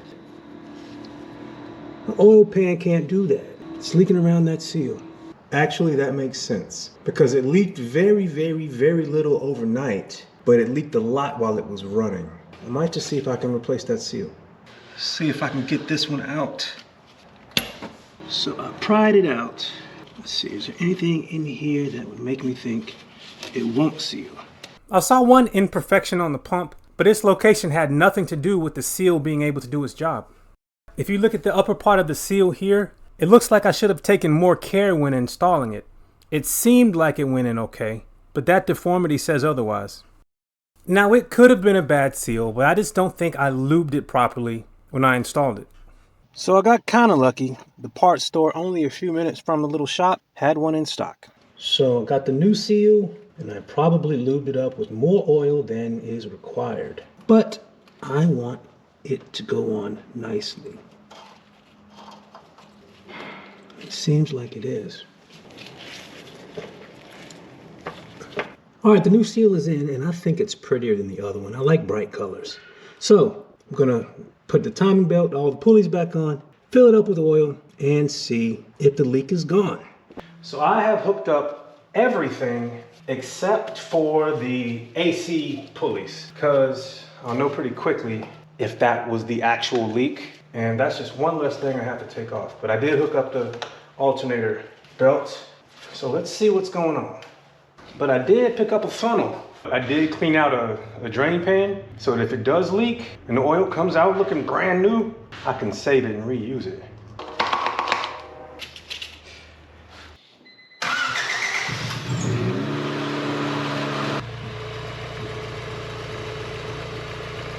At this point before, it was already leaking. So So I am glad I didn't have to take the whole pan off. You never want to have to do things over and over again, but you pick up little tricks. So before I thought I had to take this pulley off to get to both of these bolts, but no, you just have to position it such that it's pretty much centered about them. And this is the AC pulley. So that saved me a couple minutes.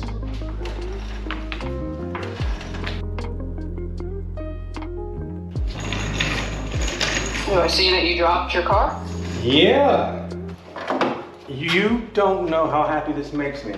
I know there's probably things that will shake out from driving it, but I'm tickled to be able to even drive it.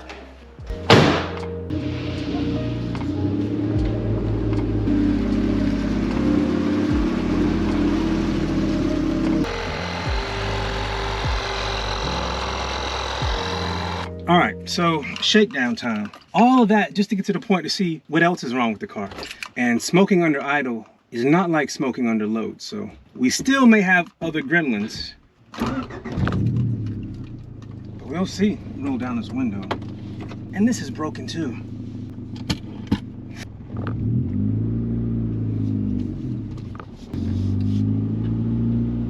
First stop will be auto parts store, because I need all those lights. This thing's kind of peppy to be so little. I am seeing a bit of smoke. We'll see how much of it is old and how much of it is new. Yeah, I still got a lot of smoke. I feel bad for the people behind me. I did not want that to be the case. So I'm guessing I have bigger issues. It pulls nicely. It pulls very nicely. This was the wrong time to do a shakedown drive. But wait a minute, maybe the smoke is subsiding a little bit. I won't know till I can open it up a little bit. I don't know, I think it's getting better.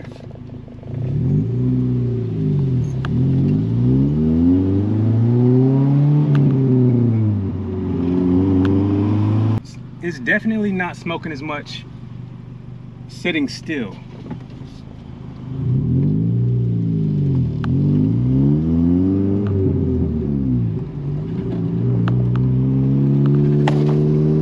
Well, we just about made it home. Definitely got to do something about this shifter.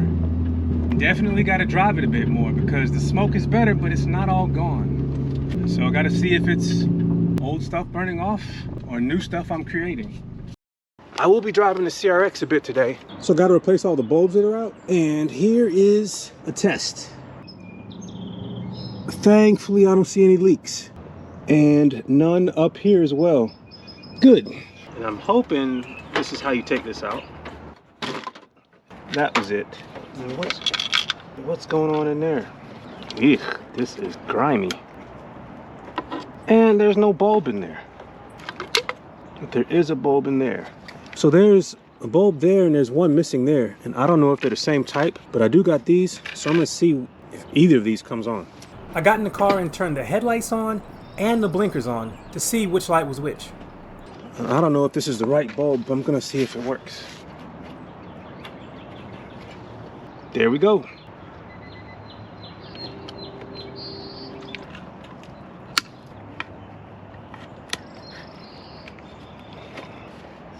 These slide into those.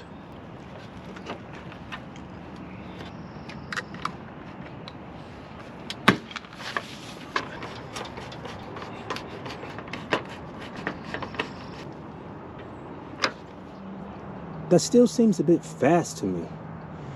I also thought that I had to replace the right reverse bulb. Oh, I need struts. Wait a minute. That's not even plugged up. Well, I plugged that up. Let's see if it works. I didn't need a bulb after all. It just wasn't plugged up. There's a light in here that I need to replace. Headlights on, they're both on. Headlights off. With the headlights in the off position, the proper brake lights come on. But when I have the headlights in the on position and press the brakes, the filament that is in the dual filament bulb that is supposed to illuminate doesn't. I thought it would be a quick bulb change, but a new bulb didn't fix it. I wonder if the contacts are just a bit foobarred. And yeah, I guess the contacts could be messed up. I'm gonna take it out and see if I can remedy it.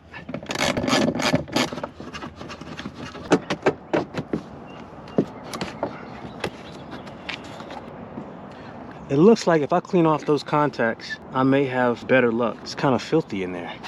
So I scraped off the contacts on the bottom and tried to scrape off the edges. Let's see if that helps at all. Headlights on, brakes, and they go off. Headlights off, brakes, and they come on. So it was time to start eliminating things as the problem. There are only 3 wires going to this, and there are only 4 pins that come into here. On 3 of these pins, I should have continuity. So that's 1, that's 2. So that must be some sort of ground. 2 of those are going to the same pin, unless that's a short. And this 4th one, yeah, so I got contact. It's happening here. From here to the bulb is where I imagine something isn't going right. So I just got to clean this up a bit. I don't know if this can get deep enough, but I'm gonna give it a shot. It actually cleaned it a bit. That looks some better. And check this out. Headlights on, they come on, and this is when the brakes didn't work. Now, I'm in business. So now I can put everything back together. There's a lot I want to do to this tail light, but I got it working now. So it is functional.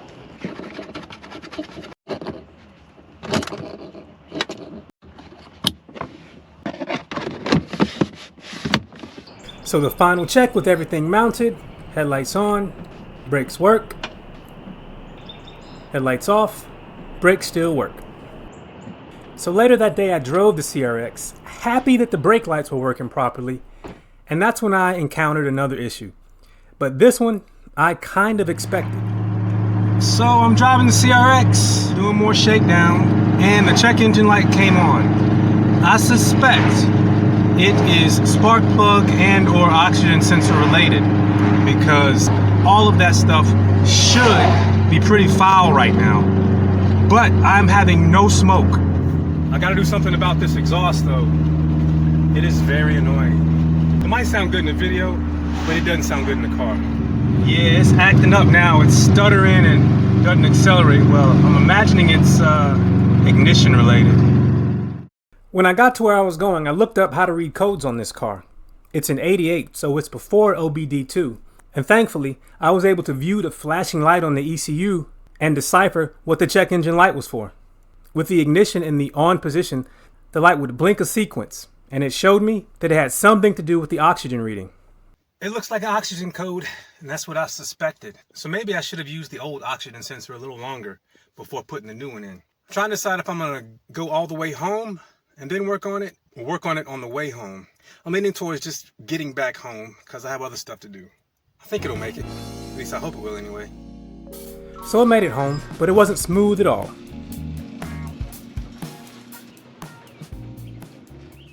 I'm hoping the fix is simple.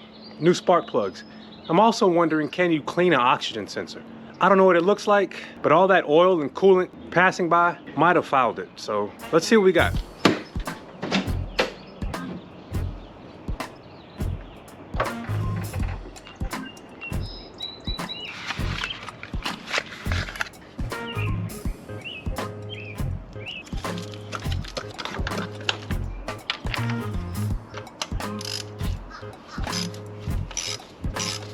Ideally, the spark plug comes out with the spark plug socket. A few of these didn't, so I just used a magnet.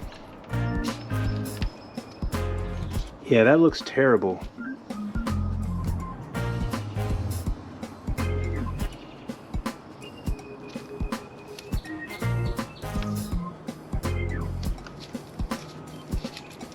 The torque recommendations on this box are fantastic, and they're usually in line with what the manufacturer of the car recommends.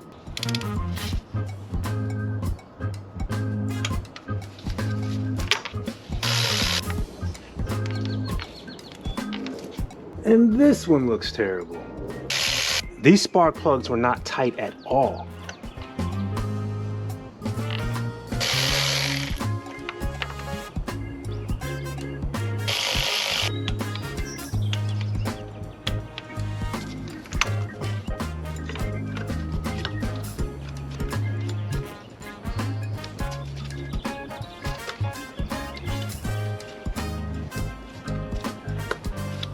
The oxygen sensor is down there, and it looks like I'm gonna have to take off the header cover or the exhaust manifold shield to have good access to it.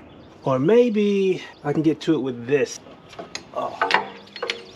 Yeah, the shield wouldn't let me get that socket on, so I'm gonna have to take it off. And I don't know if the OEM shield lets you access it, but this one didn't.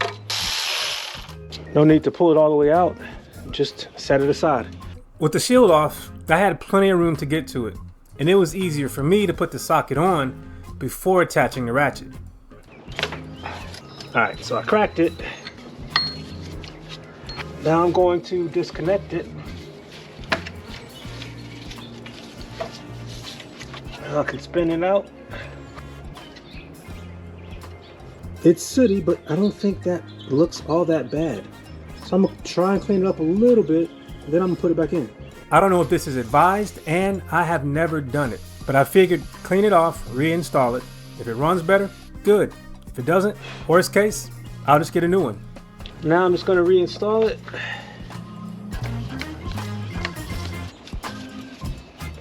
I'm gonna reconnect it and reattach the shield.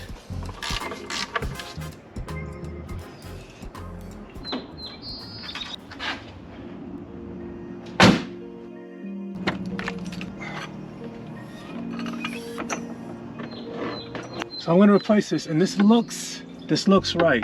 So pop this end off, remove that bolt. That should be all I need to do. So I've removed this type of end both ways. You can just knock it off or pop it off, or you can get a little screwdriver in here and pop that pin off, and that'll make it easier to pull off. Both ways work. Yeah, this one's kind of rusty.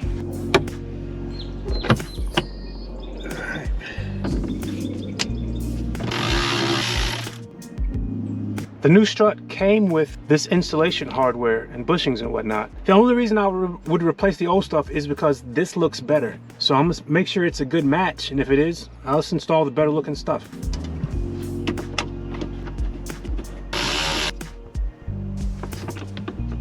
This one wasn't even tight. It was hand tight. And the new one looks better. It looks like it's the exact same thing.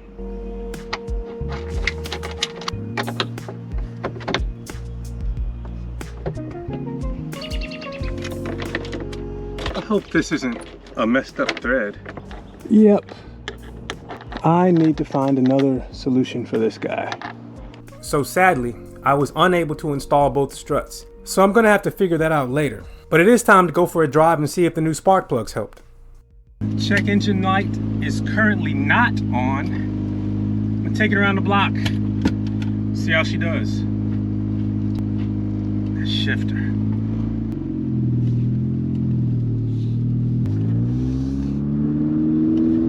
Going okay so far, but I want to drive it around enough such that everything gets up to operating temperature. My coolant hasn't heated up yet, so we'll see.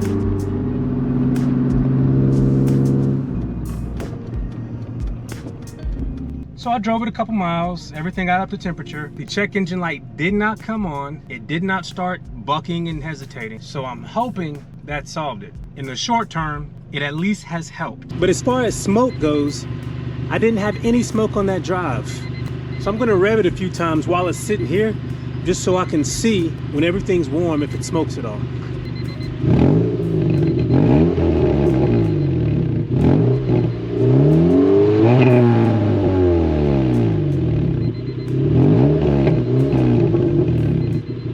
But later on today, I'm gonna take it on a much longer drive and see if everything still stays good.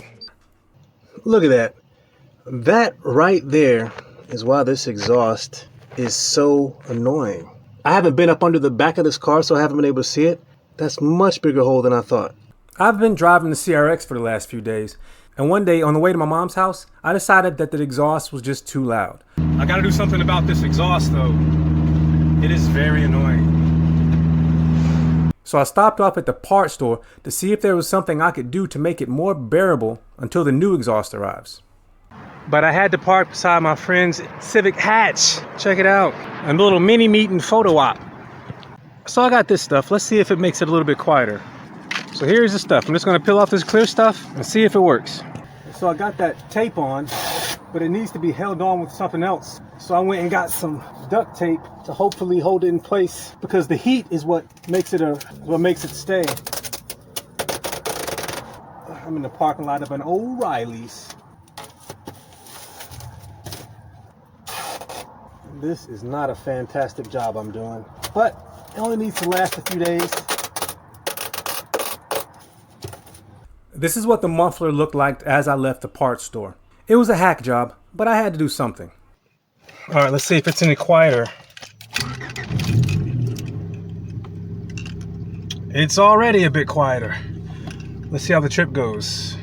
I think it's better. It's definitely not as loud. Maybe this is the way that exhaust is supposed to sound. In any event, the new one will be here in a few days. A few days ago when I would idle, it would be ridiculous smoke coming out. But now there is none. Well, so far it looks like it did what it was supposed to do. When I was done visiting with my mom, it was dark. And that's when I realized that I didn't do a good job making sure all the headlights worked. So my low beams aren't working. I could have swore they were working when I checked it the other day. So now it's nighttime and I got to drive with my brights on to the auto parts store. I did want to check real quick to make sure my high beams were working. Well, both of them anyway. But that is awfully odd.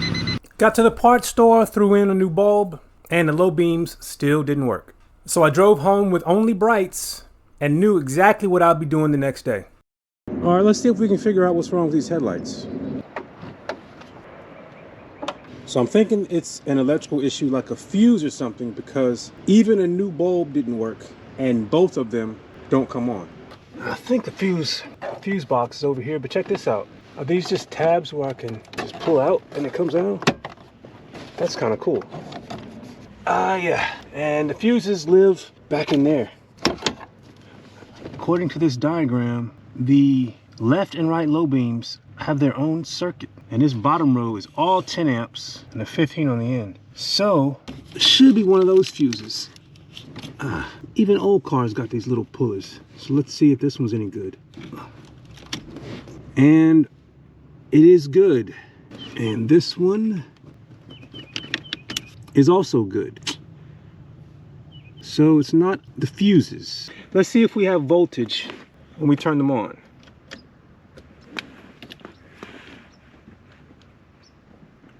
All right, nothing there and nothing there. Yeah, no voltage. I'm using this bolt up here as the ground. So now let me, just to make sure, check the high beams because they're working. And I believe that's the right fuse. So we have 11 volts there and about 11 volts there. So the high beams are getting voltage, the low beams aren't. So I guess I'm going to check a switch. I think that's the next place to go. But before I start tearing things apart, I'm going to see if there's a break in the wire. It's gonna be tough to get in there, but I think I can do it. I'm going to stick a wire in here. So, with the wire connected to the positive side of the headlight connector, to a lead through here, have the multimeter set to continuity, and if I put it on the other side of the fuse, if the wire is unbroken, I'll get a beep. Okay, so that's good. So I don't have a break in the wire anywhere. Since I get continuity when I check both of them, I'm gonna check the other side as well. All right, so I don't believe I have any wires broken. So I was gonna take the cover off. There should be a screw here, and one right here, but they're already out. So I'm gonna see if I can take this cover off so I can troubleshoot the switch. I always have trouble taking these off.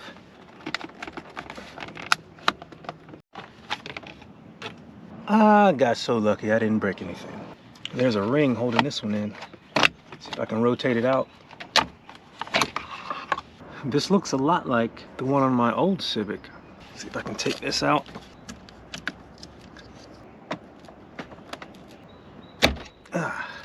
I then checked to make sure I had continuity from the connector to the fuses. Everything looked good, so I kept moving up the chain. We're gonna try and remove the switch, and the best way I've seen to access these screws is to rotate the wheel a little bit so that you can get to it like this. And I can just barely get what I believe is a decent angle on there to screw this out. Oh, and that flexes a bit, which helps. And then same thing for the bottom.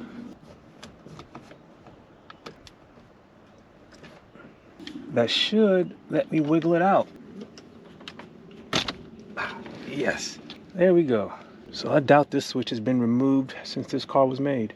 And for this next bit, I removed the fuses to the low beams. So I'm troubleshooting the switch for the headlight, and from here, which is the top side of where the fuse for number 11 goes, to here on the switch, there's continuity. The rest of them, there is no continuity. So this is what needs to get voltage for the headlights to turn on. And the bottom side of number 10 connects to the same one.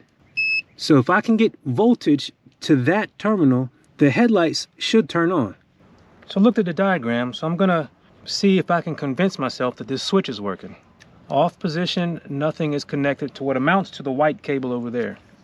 And in the on position, the light that corresponds to the low beams does connect. And now let's turn on brights on. The low beam terminal is not connected, but this one is. So that does seem like the switch is at least working in 3 positions. What I need to convince myself of is that in this position, no other terminals should be connected. As I was troubleshooting this switch, something didn't add up. I tested the switch in every position and it seemed to be functioning perfectly.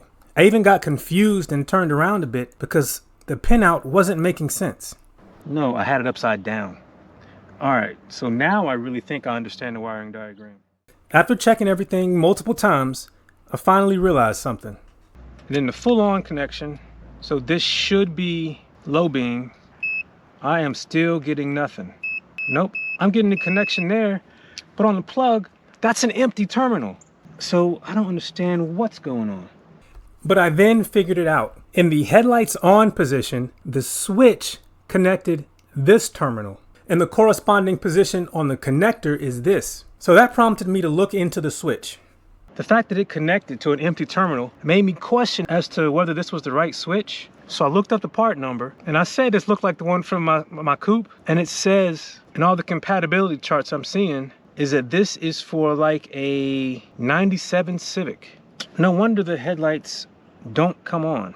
So I don't think this is a faulty switch. I just think it's the wrong switch. I have double checked and am certain that it's connecting to an empty terminal. So I'm gonna go do a bit of research and I may be hunting for a new switch. So I found the right Honda part number for an 88 CRX, but of course it's discontinued. I found some on eBay that would work, and I'll probably end up ordering one, but it would be nice to get everything working today. After trying to find a new switch, I have an idea. All the other features on that switch work. So what's stopping me from moving the terminal on the connector that's on the car? If I move that terminal to the location that it needs to be on this switch for everything to work, that should work, right? So if I can move that red yellow one over one slot, the headlight should work just fine. And all the OEM wiring will be intact, no splicing, no nothing. So if I can depin that and move it, that's at least worth a shot, right? So I just verified that in any other positions, it's not connecting any other terminals, and it's not. So I'm gonna try and move it. I wish I had a little depinning kit. It's a little kit where you have pins you can stick in and depin things. So basically I need to lift the plastic latching mechanism that holds this pin in, move it over one and give it a shot. There we go. It's out. Now I'm just gonna move it over one. Now I'm just going to reconnect it and see if it behaves.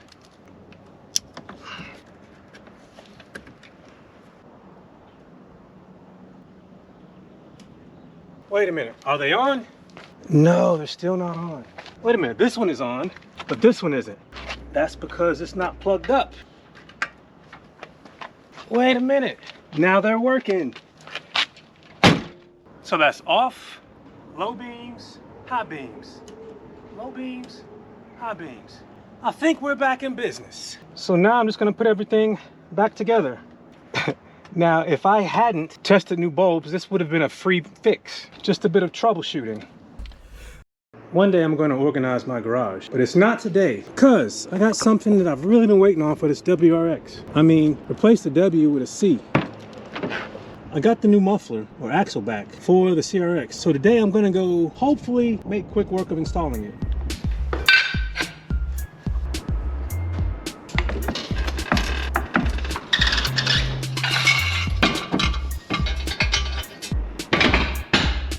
So this will serve as the before clip.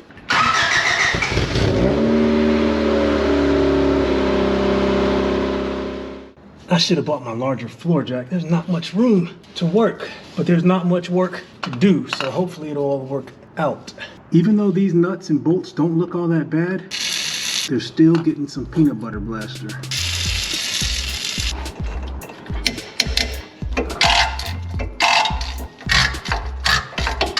I know for at least part of its life, this car wasn't well maintained, but I must say it seems to have been a Southern car for most of its life because there is very, very minimal rust. It's saving grace, I say.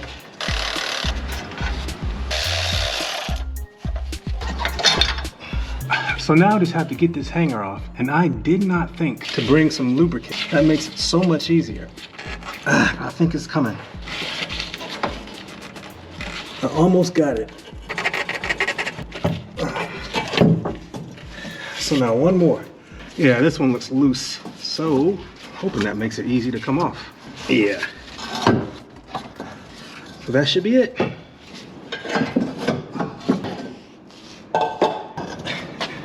Oh, so this is supposed to be loud. My dad had a muffler from this brand on his 68 Chevrolet stepside. Shoot, judging by the size of the muffler and the dual pipes, this should be a lot quieter. Let's take a look at this muffler and see actually how bad it was. This is definitely getting trashed, but I will keep the hangers. So I got a Rock Auto magnet. All right, so there's the new one and the old one side by side. And no wonder when I taped up this area, I still had a lot of noise because the whole exhaust is holy. No wonder. But anyway, time to put the new one in.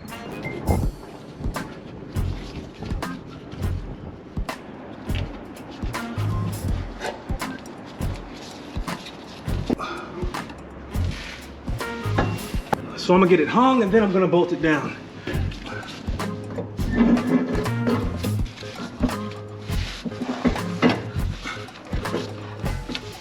Seems to be all right.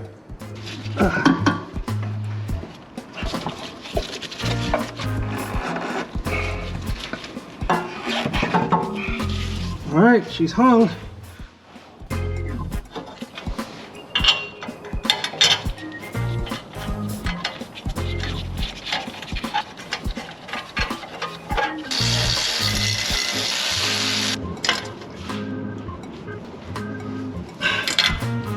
All right, let's see what it sounds like.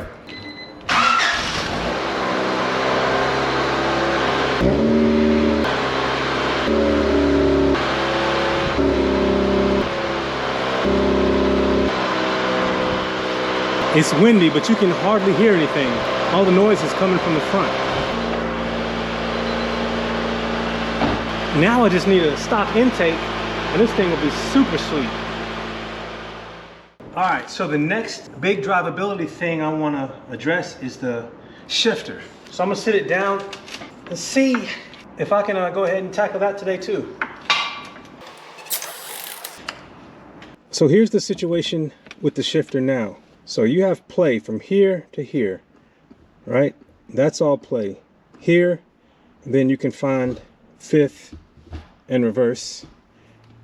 And then all the way over here, you can find first and second.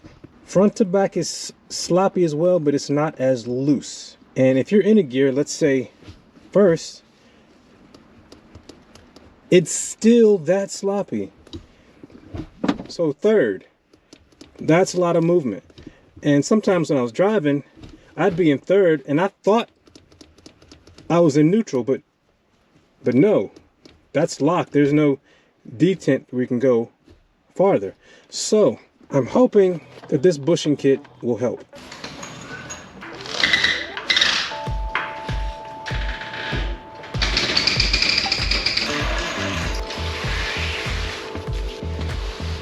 like with the rest of this car, these bits are filthy, so I'm going to clean them up a little bit. That's a little cleaner. So, if you look at the play in this, that has got to be some of the issue. And actually, it doesn't look like there's much play on this. There's also a bushing right here. This bushing seems to be hanging in there. We're gonna replace that. And oh my goodness, a lot of sloppiness in this area. So let's look at the kit and see what bushings we have. So we got the installation grease, that rear bushing, and the front bushing. That's it. I don't know if that's gonna help our problem that much, because we have sloppiness all over the place. Yeah, so these bushings go like this, and this goes on that back section. I may be looking into more bushings because I'll install this right quick, but that won't solve everything. So I'm gonna start with this one. It looks pretty straightforward. Taking these out with a 12mm.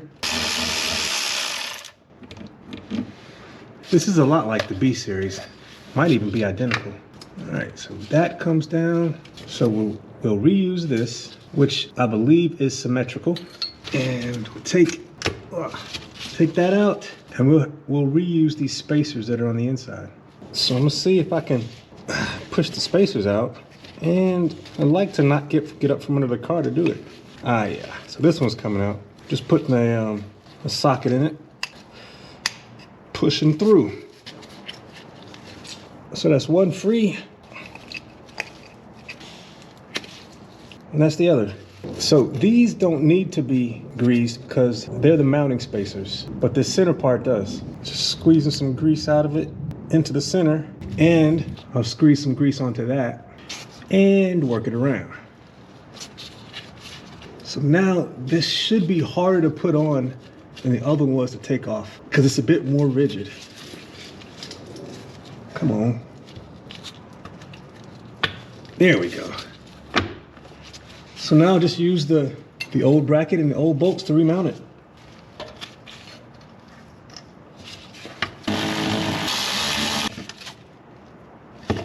Somehow that doesn't seem like the brace is holding it as tightly as it did the original one. But it's on there, and I'll recheck the part number. But this sloppiness here, I need to figure out what bushings I need for that. I have a feeling I'm going to feel the same way about these. So I believe that is a 12mm. Yeah, those might already be upgraded bushings.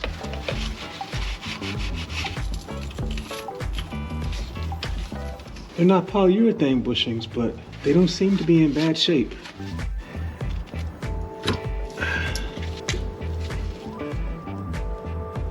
Come on, come out. It doesn't want to come out. Yeah, it's definitely much softer than the ones I'm about to install. Let's see, that should allow me to push it out now, but it doesn't.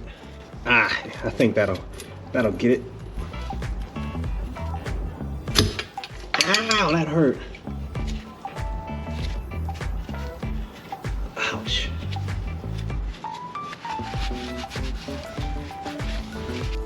I'm gonna grease up all these surfaces really good. Then I'll put this one in. Yeah, this is the right part number because the B series ones are a bit bigger.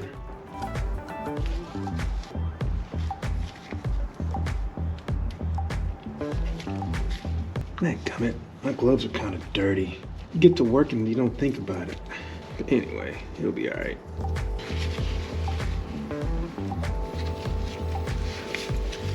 Now I'm just gonna push it back in. Uh-oh.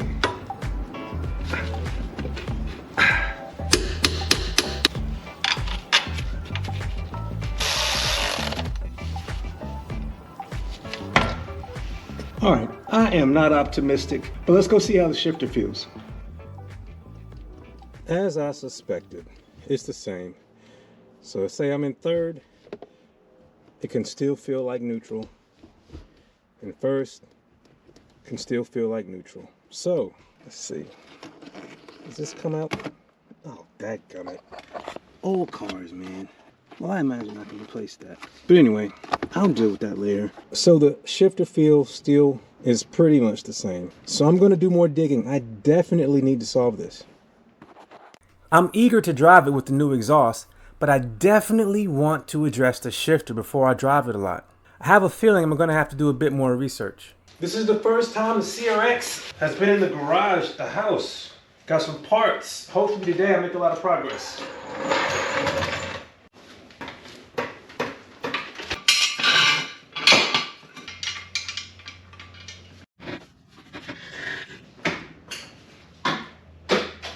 I gotta put some actual antifreeze in the car. I'm still running on distilled water.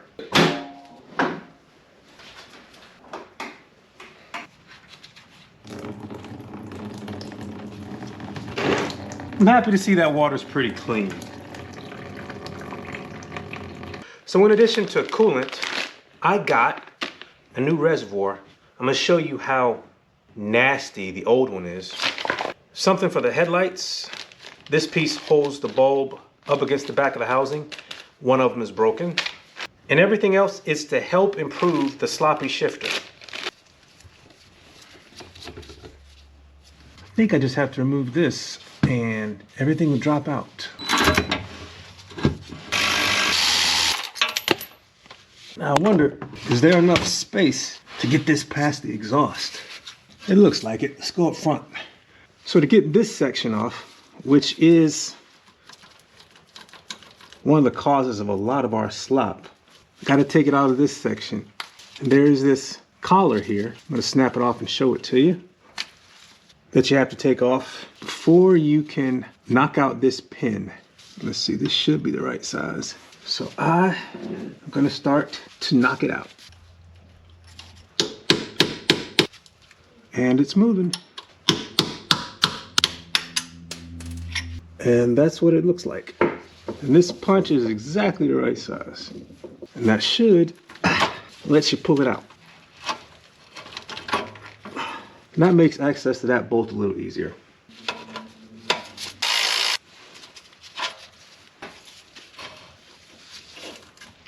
And that should be the entire shifter. Some of the parts I have go in here, but there is not much slop here at all. Not for it to be as loose as it is, but since I got the parts, I might as well replace them. But this, yeah, this may be a problem. Anyway, I'll come up with something. Yeah, it's solid. This hinge is solid, but this here, yeah, we gotta do something about that.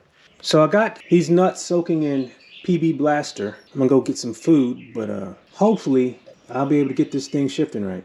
So I took this boot off to get a better look at this, and there is a bit of play. It's not much, but if I can eliminate it with some of the parts that I got, I'm gonna go ahead and do it. What? Oh no, it started to loosen it. Since it was loose, it wasn't seated properly. So I think if I apply pressure, I can get it out. It wants to come out, but the back keeps spinning. I got vice grips holding one side. So let's see if it, all right. It's walking off, but it's a game you play with the old rusted parts.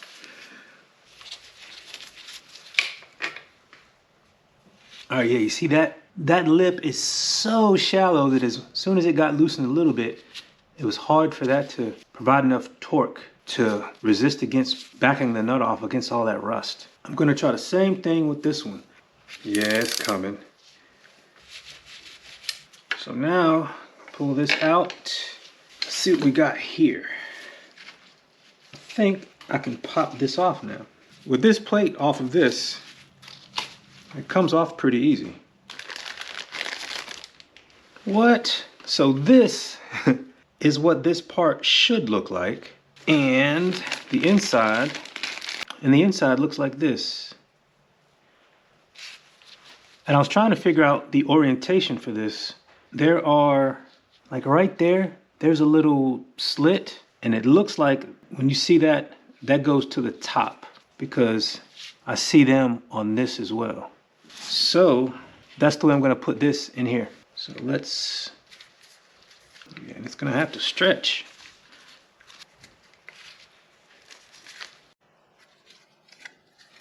All right, there it is, in the same orientation as the original one. Yeah, so this is the bottom part of this. Now that's gonna be difficult. I am gonna have to take this apart.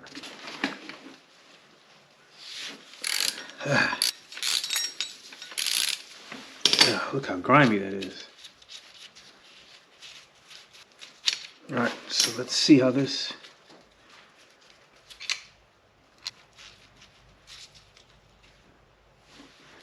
Let's see, does this come off? All right. Uh-oh. That comes off, and these washers stay in there. These covers, which are still in decent shape, go in there like that. Damn, this really... Yeah, it's easier to come this way. Well, it's gonna be real easy in a second if it keeps coming apart. Now, I could cut this, but I'm trying to convince myself that this is the way to put on the new one. All right, it can happen.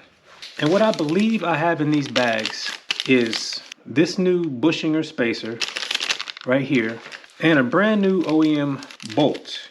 But I'm gonna leave the old ones in because there's nothing wrong with them. You know, they're working just fine. So let's see if I can get this past that.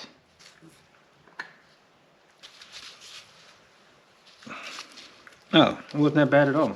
And to get this over that, it wasn't that bad at all either. So I think that's how that's supposed to go. Looks good for me anyway. Only question I have is what kind of lube should I put in there? So I'll wipe this ball off real good. And since I have silicone spray, I'm gonna use silicone spray.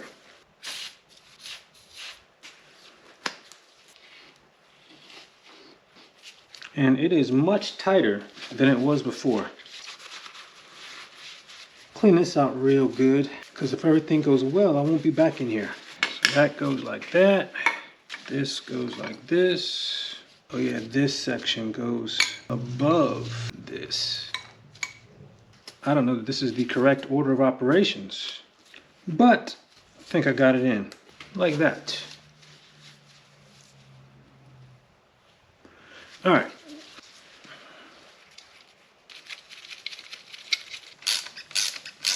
Yeah, tightening is easier because everything is working together to bring it in. I don't know how much that affects our sloppiness, but that is an improvement. See, up, down, I can't shake it. But for this, I may get creative and do something that is not OEM. But I need to see if I have more cleaner because handling these is just filthy. They're just caked in oil. But what I'm thinking is, if a bushing and a spacer and a lock nut is good enough for the other side, then why wouldn't it be good enough for this side? Ugh.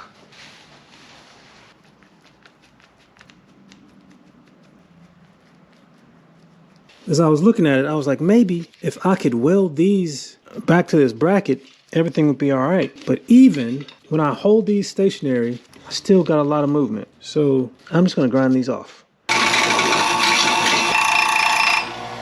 So I grounded out the side so that I could punch it out, and I just about got it. Here we go. Somehow this also got filled with oil. Eesh. But now I can come up with a solution. All right, so that's plastic.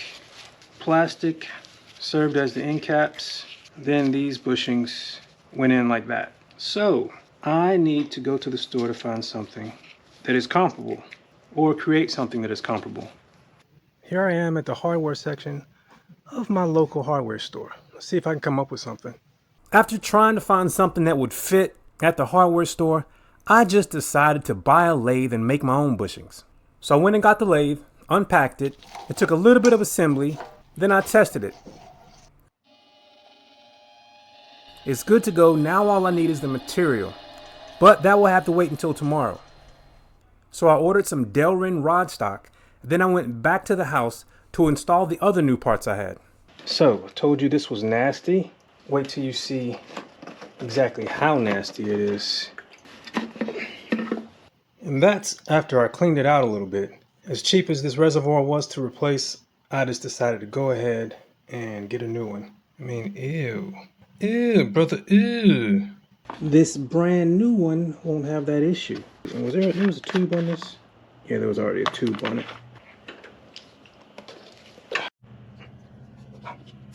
There we go. Nice. I can deal with that. I can deal with that.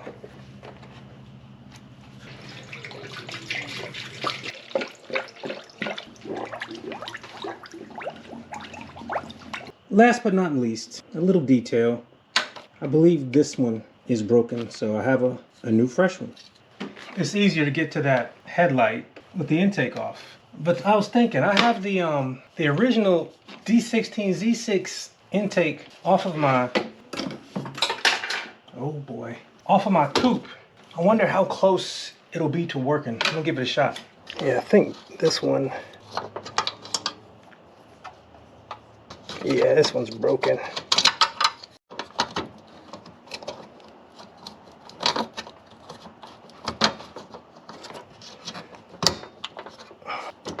Let's see, rotate even more. Is that it? There we go. There we go. So all 3 tabs are captured and it is solid. So this is the intake tube from my 95 Civic EX. No. Yeah, that gotta be right where the battery wants to be. And yeah, this box is way too big because in the Integras and Civics, the battery sits back here. It's worth a shot though because the intake has to go.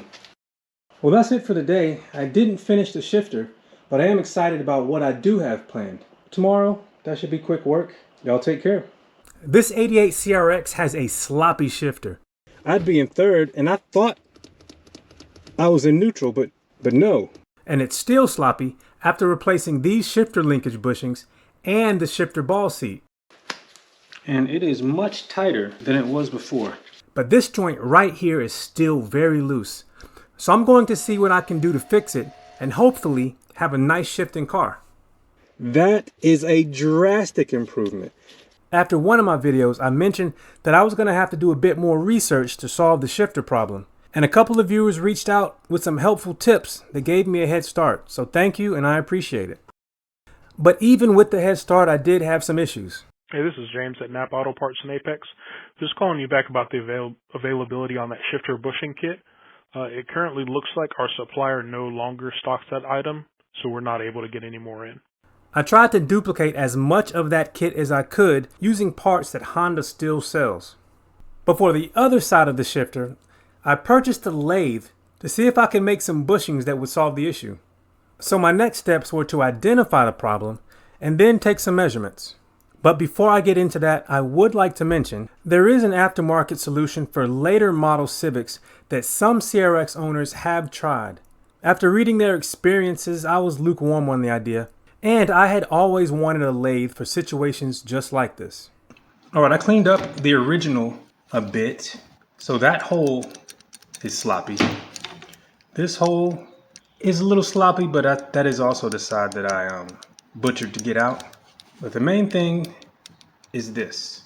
So what is causing this? Which interface is causing this? There is rubber, metal, and plastic. And it seems to be the rubber whose dimensions have changed. So you have this sleeve, which I'll probably reuse. Now that is pretty loose. The plastic into the arm is loose, but not as loose as the rubber into the plastic. And it makes sense. Hard, hard, hard. Soft, flexible.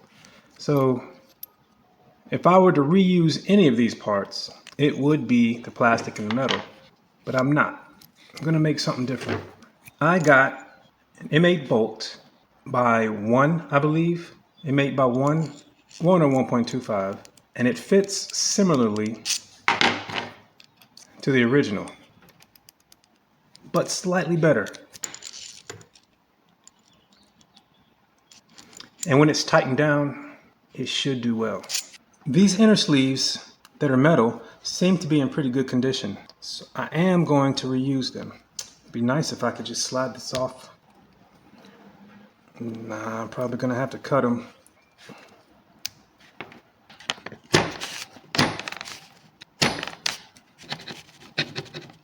All right, on this second little sleeve slash spacer, I am second guessing my decision to reuse them. This one cleaned off pretty easily, pretty quickly. Not the case with this one. But it'll be quicker to finish this than go hunt for another sleeve or some aluminum stock. By the time I'm there and back, I would have this clean already. All right, so I got them clean. Now I gotta see, is there a fractional drill bit size that is close? Because I would like this to be a press fit into the Delrin. Let's see, well, let's do fractions. 61 1/28. What kind of mess is that? All right, so we got 0.475 inches. That is under half. Let's see if it matches up with anything. I pulled out my calculator, but look, this drill set that I have has the conversions. 15/32 is the closest thing to it. It's gonna be slightly small, so I might be able to squeeze it in, and sometimes you can, waller out the hole just a little to make it fit. Through the center of the Delrin, I'm gonna start with a 15/32 hole. And each half is just under an inch. Let's just use millimeters. 23 millimeters. That's dead on 23. And this, let's just call that 38.5 millimeters. Measure it this way as well. Yeah, so 38.6, 38.5 millimeters. I almost got all my dimensions down now. To get the OD of the main part of the new bushing, I'm gonna measure two things. So that's right at 18 millimeters. So let's say 18 millimeters. And I'm gonna come in on the high side when I actually make it. But I'll call that about 18 millimeters. So this should measure 17.99. No, it measures the same. That's why it was a good fit. 18 millimeters. Those are the dimensions I'm gonna try and target on my bushing. Make that twice. So you see the math up here. Each half was 23. So total length was 46 millimeters. The difference, 7.4. So that means each shoulder should be half of that, 3.7 millimeters. You saw me just measure the 18 millimeter dimension. That 12.1 is the converted to metric outer diameter of this. So I think I am good. One final check though, 46 millimeter. This should be slightly larger than 46. 46 point whatever. Yeah, depending on where you measure. Yeah, so I'm gonna as I machine it, I'm gonna go to the high side for the bushings. So instead of it being 23 point whatever millimeters, and that should make it a real snug fit. I didn't think to bring something to cut this with, so I may just have to cut it on the lathe. All right, let's see how true I can get this to spin without that other end.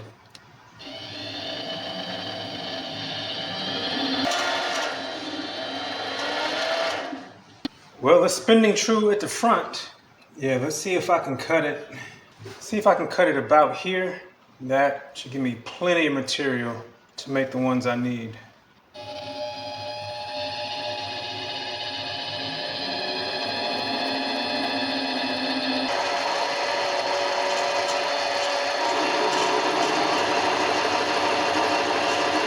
So I just realized I'm a bit out of practice, and it was hard to get the rest of this material off without a cutoff bit or a cutoff tool. So I got in pretty deep, and then it just kept biting. So I just broke it. I mean, I was about halfway in and just broke it. And then I faced this off as best I could. It does not look fantastic. I'm gonna go over it again, but now I can start trying to hone in this to the right diameters.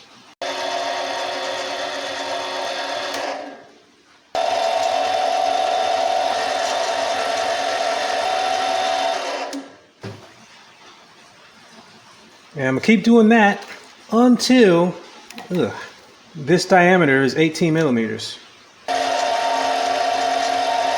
I'm at 18.79 millimeters. So this is where I gotta be really careful, because if I overshoot, then I'll have way more slop than I want. 18.66. 18.32. You see the game I'm playing. So that is 18. So we will see how it fits. All right, you think it's gonna fit? It's a little looser than I wanted, but it'll serve its purpose. Proof of concept, prototype, if you will. Now I have to make another one, and I'm gonna make it a bit tighter. All in all, it's pretty good. So now I'm gonna use a different bit, not the right type of bit, but a different bit to come on the other side and cut it off, and then I'll drill the hole later when I can mount it closer to the chuck. But I will use this to try and cut it off. This has to be 23 millimeters, I believe. So I can set the distance and then mark it and set it and then just walk it in. Go a little bigger than 23 just to make it a nice fit. So I can always trim off a little. But what I will do is lock this down so that it doesn't move. I'm just going in and out, not left and right. So I really need a cutoff tool, but we'll see if I can make this work.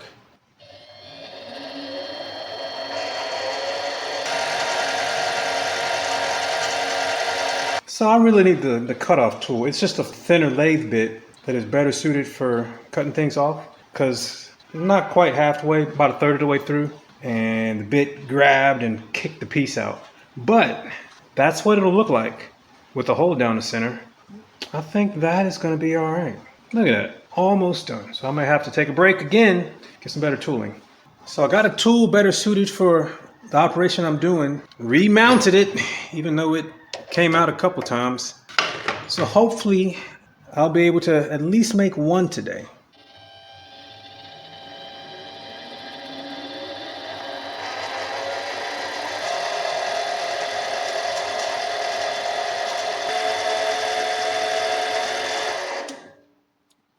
It's getting close enough. I'm gonna see if I can just snip the end off. No, it's too close. So I can just mount it like this, face this off, and drill into it. So I'm gonna make another one of these. Yeah, that's where it kicked it out.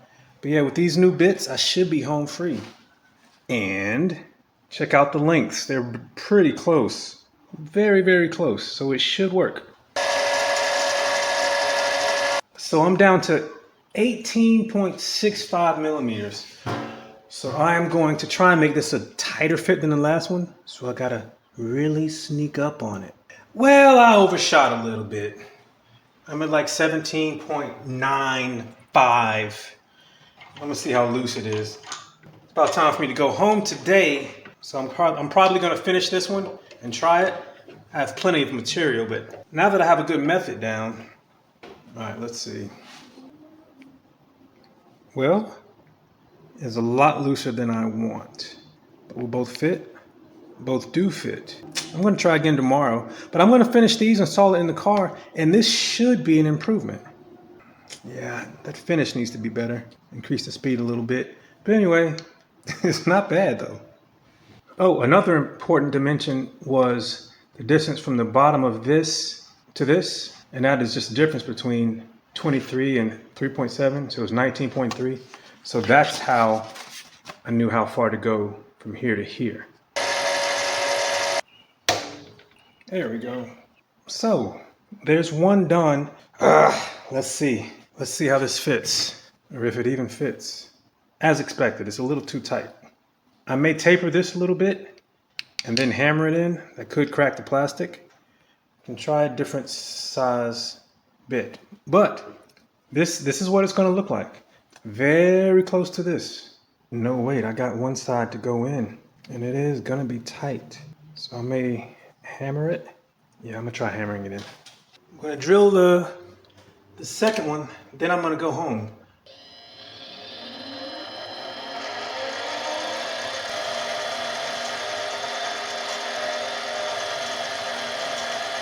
Almost all the way through. Now it's all the way through.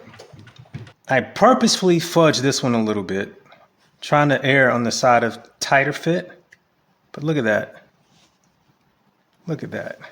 That actually fits. And with the bolt, there's still some play. Why is there so much play? Oh, because I haven't put the other things in yet. That is pretty good. There will definitely be very little up-down play because it's such a tight fit. When I put the bolt on, that fit's gonna maintain. I just have to get these in. And the next size up would make these way too sloppy. But yeah, so far, looking pretty good. With a hammer, it went right in. Super snug fit. So far, it hasn't cracked the plastic, but this would work. That is a hack job, but if it works, it works. So I got it on. I'm not going to finish putting it back on the car tonight, but that is really tight. It is definitely going to make a difference. I haven't even tightened down this yet, and it is not moving. So now it doesn't move too freely like this. That could be a problem, but I do have room to take off some on this side. But I think this mainly is a in-out motion that this does. But yeah, I am optimistic. So it is the next day, and it's time to see if the shifter works better. So I'm installing the rear section first. Oh shoot, I forgot one of those boots. All right, I think I got it installed the right way.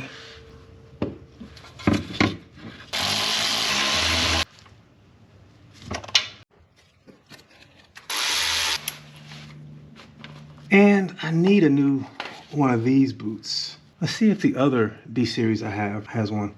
It does. It looks a bit bigger, but it looks like it'll work. All right. And now, the fun part. I'll push this in without pushing it in. There we go. Gotta put this pin in. And replace the clip. Oh, come on. Cover it up with the dust boot. All right, moment of truth. Let's go see if it's any better. So, that is all the slop I have.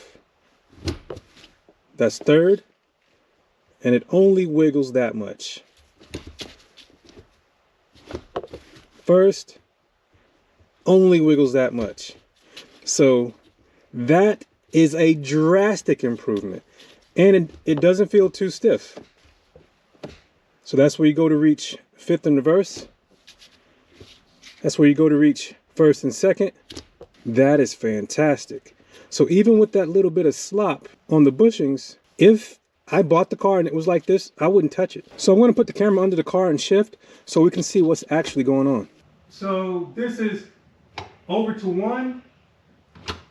That's first, second,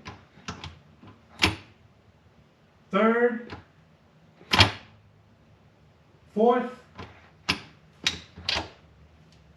fifth, reverse. Over to first, second, third,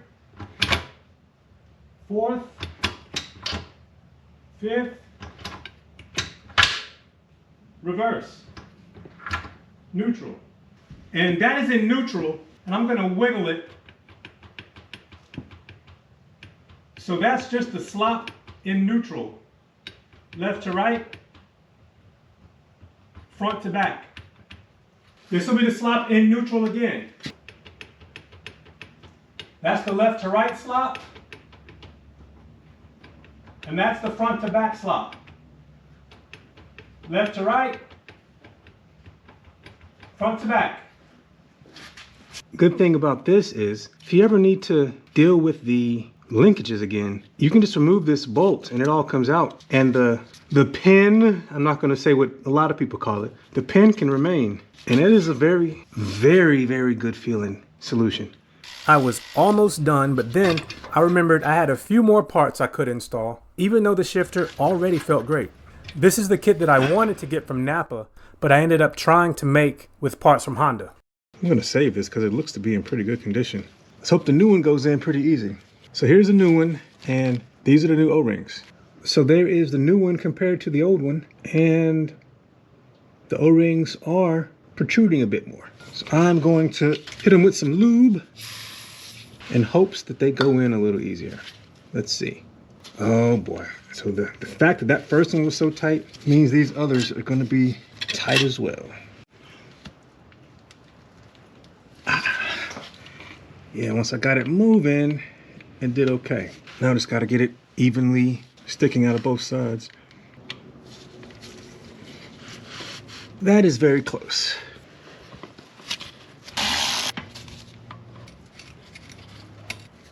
All right, so that's touching the bracket. And there is no play. So let's see how it feels up top. That feels really good. Left to right slot. Front to back slot. And with that, the shifter is done. And I am very happy with the way it feels now. So now what I'm gonna do is bleed the coolant, and I'm actually gonna drive this to the gym. And you'll be happy to know, I've been driving around with the new exhaust on it, and it's fantastic. I mean, it's super smooth, super quiet. The shifter was the last drivability thing. I have yet to take it on the highway and really open it up yet, but I may do that today. And I'm imagining that the catalytic converter might still have a bunch of gunk in it, but if it doesn't give me any trouble, I may not touch it. It's crazy how much something like an exhaust can change the way it feels to drive a car. It's like driving a completely different vehicle. But now that all the drivability stuff is pretty much taken care of, I'm going to start addressing some of the exterior and the interior. There's a lot it still needs. With the CRX being much more enjoyable to drive now, it's time to address some other things. And the main thing I address in this video is the broken tail light. But in order to safely work on it, I need to tackle something else first. So I went to replace the struts on the hatch, and as you can see, the threads are gone. So figured out the thread size, and I picked up some rivet nuts. And they both have the right thread pitch, but this one requires a bit smaller diameter to work. So if I screw this up, I can widen the hole and try the other one. So you insert this side into the hole, hold this nut, tighten down this bolt, and that'll flare this section out and hopefully hold it on the inside. And I don't think I need to widen the hole. I think that hole will be just about big enough. Let's see if I can get it in. Ah, yes. And the other nut, I'll have to figure out how to get it out another time. Oh, well, I gotta move it, so gotta move it out of the way. All right.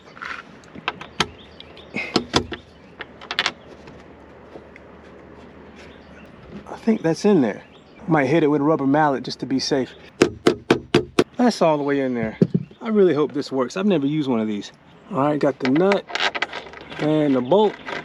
Just gonna tighten it all the way down. All right, now it stops. So now I'm going to try and tighten. This is gonna be weird to hold it in and push at this angle. Seems to be working. Starting to get some resistance, so let's see.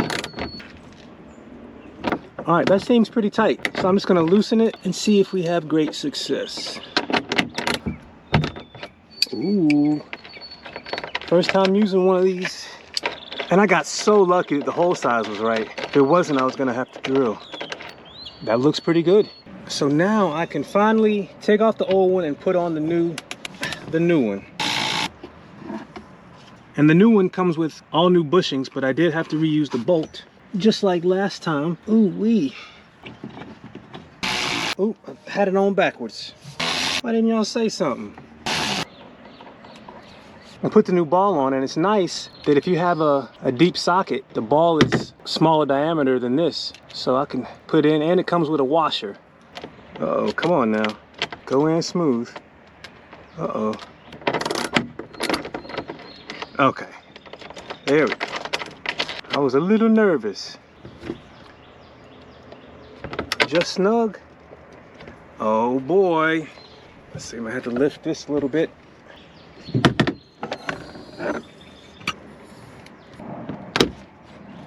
Oh, and it's holding itself up. Look at that. Let's see how it works.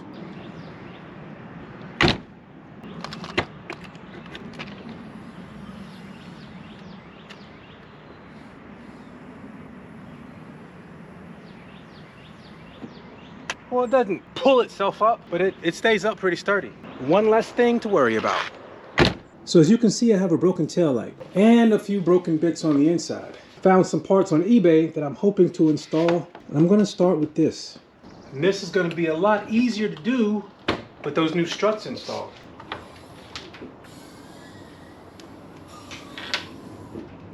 What I am hoping is that there is no body damage that is gonna cause the other light not to mount properly, but we'll see. I think I can get by with just taking off this panel. I think that's all I need. Just unplug this, then remove all these. These here behind the panel, I'm gonna take off with a little ratcheting wrench.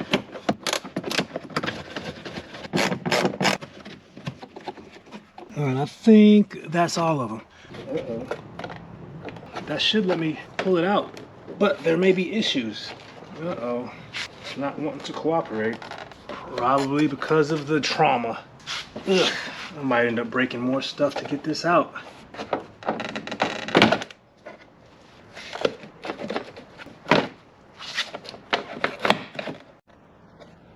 All right, it's out.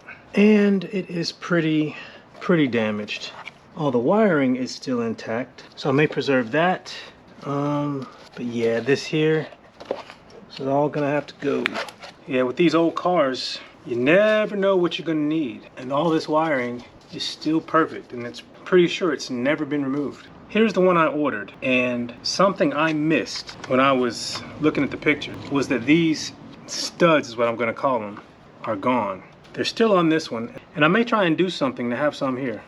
Since so much of this is trash, I'm gonna take what I can off of it and then toss it. But these may prove to be valuable at some point. Not in terms of money, but in terms of utility. It's crazy how ductile this plastic is. Surprisingly, this one actually fits pretty snug. I may see what I can do about some sort of really strong glue.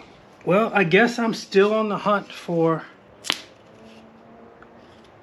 a taillight from my CRX, because this will work, but I'm not gonna be in love with it, you know what I mean?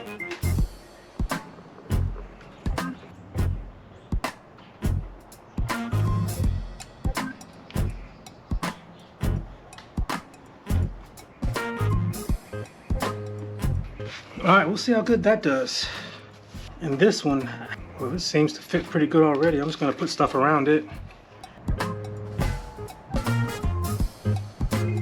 He said it sets in 5 minutes, but that stuff's still pretty runny. Maybe it was for joining two surfaces as opposed to the way I'm using it. So while this cures, I'm gonna go work on the seal between this and the body. So I got new seals, because this one, as you can see, is all cracked. It might have still been doing its job, but having removed the headlight a couple times, it's gonna be harder for it to do its job. So I'm gonna remove this and clean up around it. Yeah, so it looks like someone was having leaks. So I'm glad I'm replacing these guys.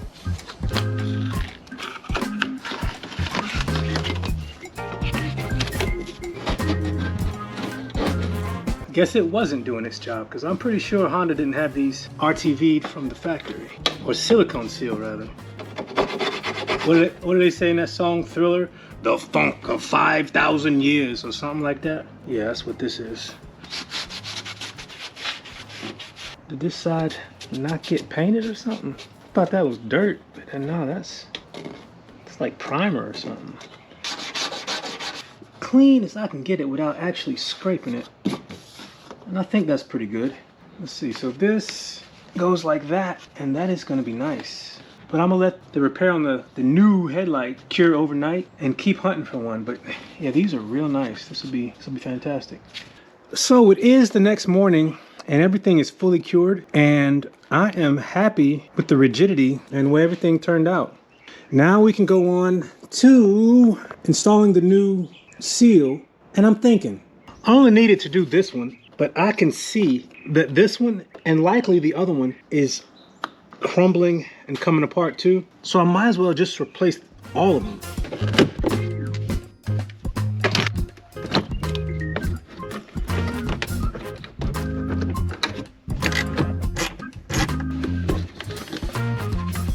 For this center section, I'm gonna have to get right here. So that means this panel needs to come off. I think it's just fasteners up top, but there are, well, there should be a screw there. There isn't. There is a screw there, but the panel's been pulled off of it. And there's a screw here and a screw here that I'm gonna have to take out. So I may be looking for a few new fasteners. So that one's off. Let's see, is this one free?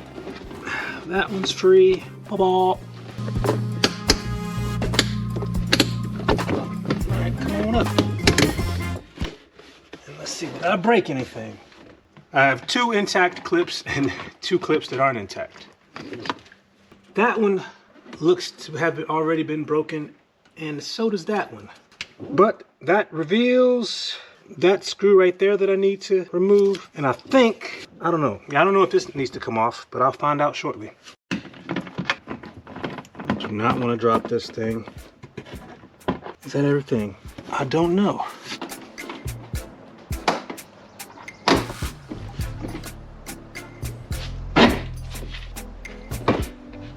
Nice. The lock is mounted to the chassis. Yeah, and look how bad these are. Yeah, look how different the old and the fresh one looks. So now I just got to clean all this section, and then I can remount everything. Eesh.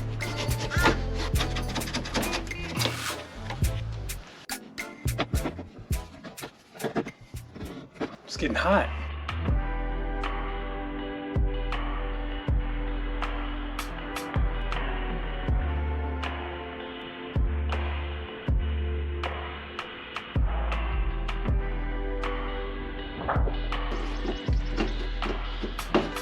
Yeah, this is not from Honda. Or whatever it is, it did a good job. Probably that silicone window sealant, maybe. Almost got all this silicone off.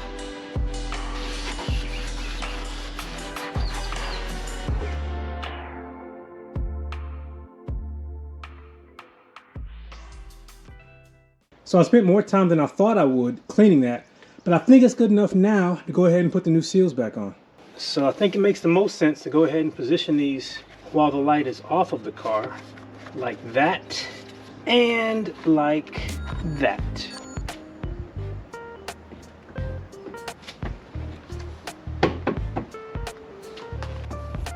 This one, look at that.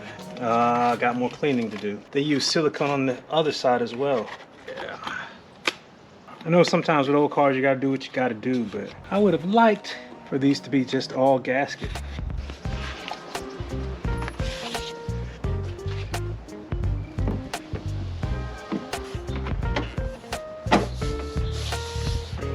New seal on the one that was broken.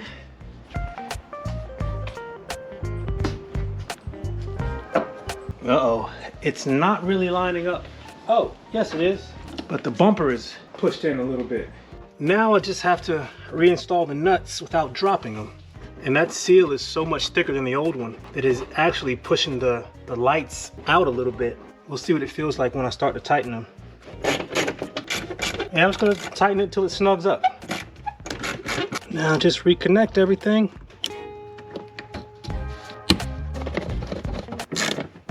It's actually easier to get to these with the center panel off.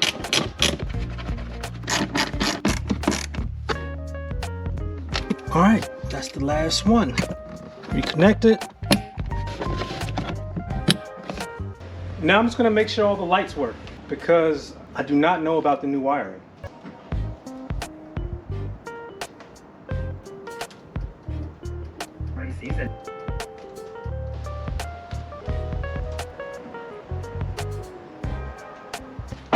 All right, everything looks good. So now I'm just gonna put the panels back on.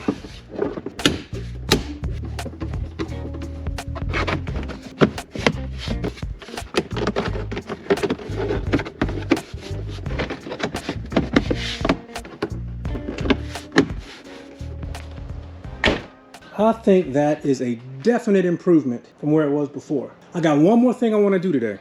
This is broken. I was messing with it and it just decided to come apart. Old plastic and me being a bit too aggressive with it.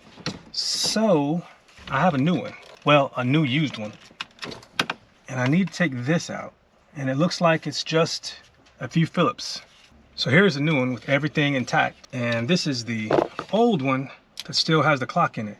But the little cover for the clock is gone. Maybe I'll look for one of these too. If I was keeping this car, which I may end up, it's funny. After driving the E36 and the X5, I want another BMW because I really miss my E30. But after driving this and then immediately getting into my 95 Civic, the desire to get another old school Honda is not as strong because I like my coupe a lot and I put so much work into it that I'll probably keep it for a long time.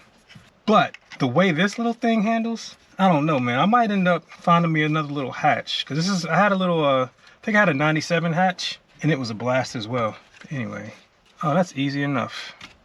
So yeah, I just took the screws out of there and there. Now I can install it on the new one. There we go. And unless I'm missing something, it should be as easy as plugging it up and positioning it because it has that latch there, that latch there, that little catch there, and that little catch there, and that should be it. I really hope I'm not missing something because this plastic is so old. All right, so just plug that up. That should do it. Does it only come on when you turn the car on? Let's see. Yeah. What time is it? 1:46. I'm gonna set it at why not 150? Now something else I need to address is this. As you can see, it is all boogered up. Whatever supports it from the back is broken. I have not dug into that yet. That may be something I tackle next time. Something else I may tackle next time is how dirty everything is. I have yet to wash or detail this car.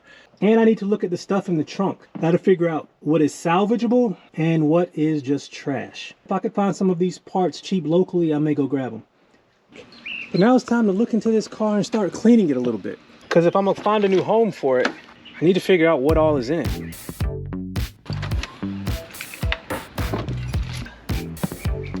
This is all messed up. Ooh. I don't even think this is salvageable. But the sad thing is, I can't separate this from the carpet that is still good. Oh wait, yes I can. Ew. I'm gonna take it out of the car to do it because it is coming apart. It looks like some of the screws have already been removed and all of these are loose.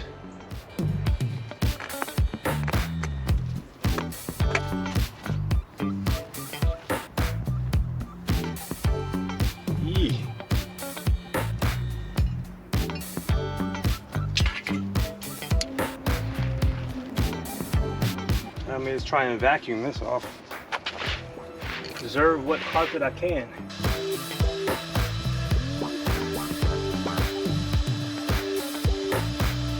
Eek, even this is coming apart. Ew. Didn't know any of this was back here. Why the hell is this all beat up? Previous owner golfed. What is that? I don't know what that is. But there is a bunch of trash back here. Yeah. Pine cone. I'm gonna vacuum that up. It looks like surface rust. Yeah, I suspect it was from the tail lights leaking. Damn, water bottles.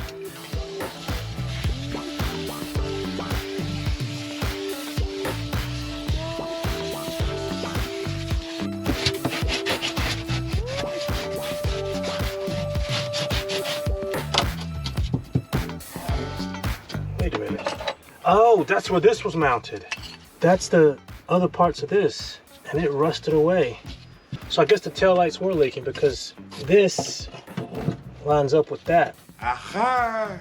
Aha! I imagine that's why this broke. Yes! And it was, because that is where the ring of the spare tire sat. So I imagine they put the silicone around here to stop that leak there. It's not leaking anymore because we had heavy rains last night and it was outside. But this, well, I'll see how much I can clean it. We may have to address this. Funny enough, a lot of this black stuff is coming off. I don't think it's gonna come off here, but at least some of this, at least some of that'll come off. But ew. But anyway, I know what's back here now. I didn't before.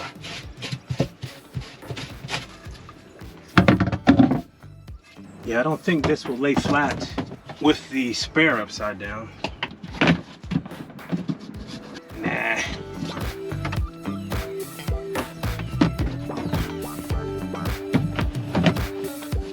I'm thinking this whole back section I'm gonna throw away, but these mechanisms may be worth saving.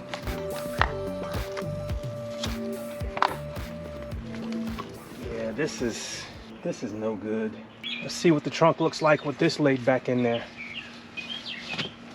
Almost presentable. And the Velcro's still there. I mean, that's almost presentable. I've seen some that are a lot worse though. I don't even know what this is. I've never opened it. Oh, a little, let's see what it is. That's pretty cool. I didn't even know this is here. Oh no, they've got screws out, but they look like the wrong screws, and it looks like whatever they screw into won't hold them. Well, that's okay. For as old as this car is, it doesn't look like it was abused. It just looks like it was used, you know? And what, almost 40 years? A lot of this stuff held up.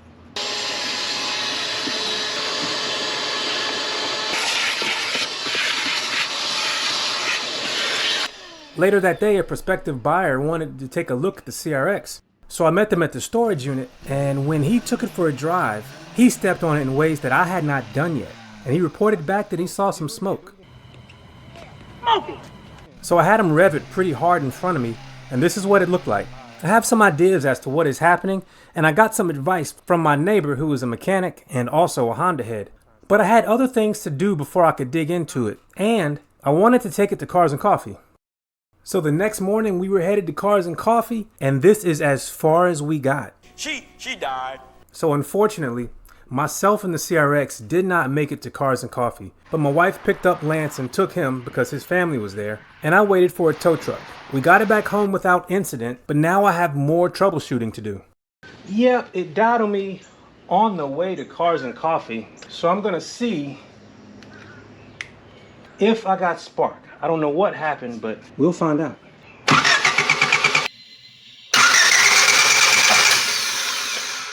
So, we have spark. So next I'm gonna check fuel, and that's likely what it is. I didn't bother to check the fuel pressure because I knew I had spark, so I jumped straight to replacing the fuel pump. Let's see if that is indeed the case. So there's a screw here, and I think there's a matching one on the other side. Yeah, there is, and there's some on the back, but guess what? Mine are not there anymore. And I think that lets me take this out or set it aside. Yeah, there are screws that are along the back side here when you open it. Mine just aren't there anymore.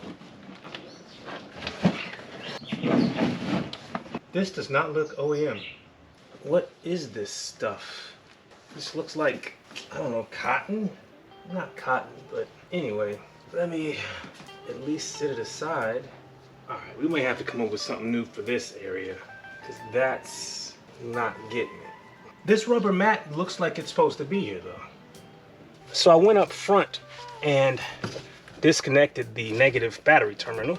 So now I disconnected this. So I'm going to remove this plate.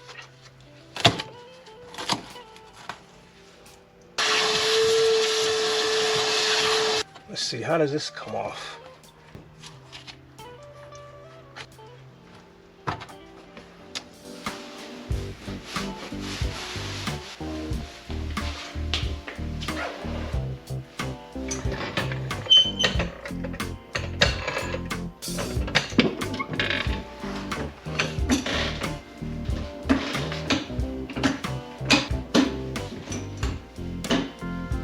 I wanted it a little bit higher, so I put these blocks here to hopefully give me a little bit more room. So I am gonna have to drop the tank, and I'm just kind of getting the lay of the land now, so I'm gonna take this cover off and see how much of this I have to deal with. I am gonna have to remove both of these straps here. I don't even know if this needs to come off. I believe it's a little plastic screw that's stripped. Let's see if I can just pull it off. Well, it looks like it's just connected to the tank and whatever's above it is free. So for now, I'm gonna leave it on. And this clamp here that holds the tube that connects to the filler neck, I'm gonna take it off because I would hate to break something going in here kind of blind. I'm also gonna remove this hose clamp that I believe is for the vent tube.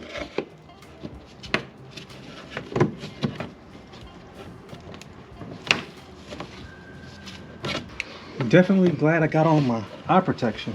I started to remove the tubes, but they were so difficult to get off that I decided to leave them in place while I dropped the tank to see if I had enough space. And unfortunately, I have a full tank now, so maybe I need to drain some of it out. Oh no, this is gonna be bad.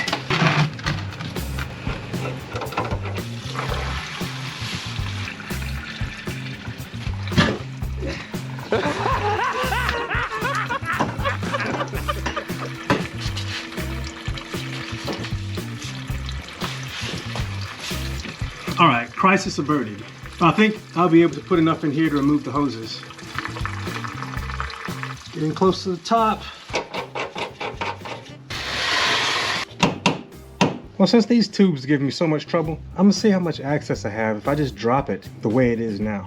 These threads look good, but have had some time in the elements. So, I'm gonna see if lubing them up before I start removing these nuts helps them out. That's just WD-40, that's not peanut butter blaster. Let's see. Oh shoot, I need something to support it. All right, or maybe it's not supposed to come all the way on.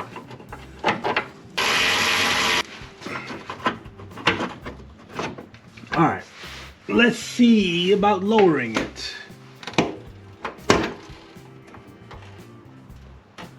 And that's about as far as it wants. I was about to say that's as far as it wants to come. But this strap is behind this exhaust heat shield, so I'm gonna take it off. Not only will that let me get to the strap a little better, but when I drop the tank, it'll allow it to drop a little more evenly. So now, you should be free. Let's see, can I get this one out? No.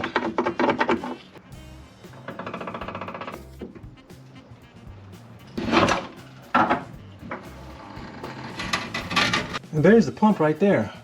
But I am putting a bit of stress on some tubes. So let me see what I can do about that. Oh, look at that. Those hoses that I was worried so much about up front, they're not under much stress at all.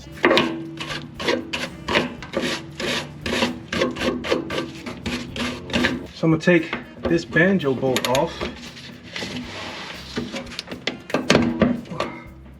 And there comes the fuel. See if I can plug it. Because I am making a mess. Nope.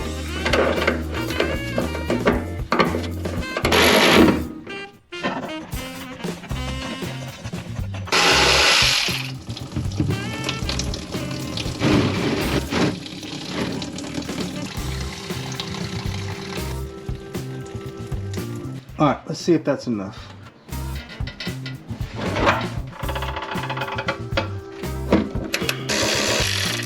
All right, that was enough.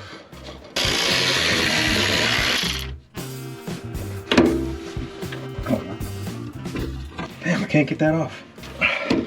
Yeah, I'm worried about stripping that. Let's see if that lets me pull this out. All right, what am I missing? Ah, what was keeping me was this. There is a bolt with a 10 millimeter head right here. I think that'll give me free. Ah, yes. Ah, yeah, removing this tube should make it a bit easier. But I was trying to not, but I think that's the way to go.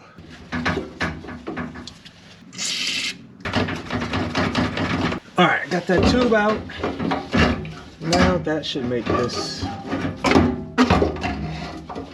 come out easy.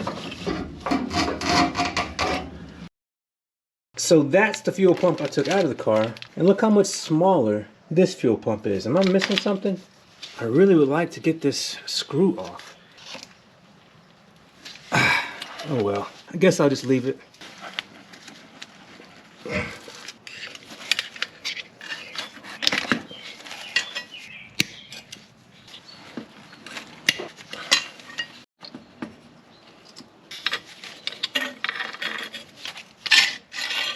And these are good clamps. And this tube seems to be in good condition too. But I can take that off later because it does not want to move. I wanted to cut this as close as I could to the end to give as much slack as possible. There's one, and there is the other. Now we gotta strip them. Thankfully, there's plenty of slack on the other side. That'll work. And that will work too. So I'm going to crimp these on.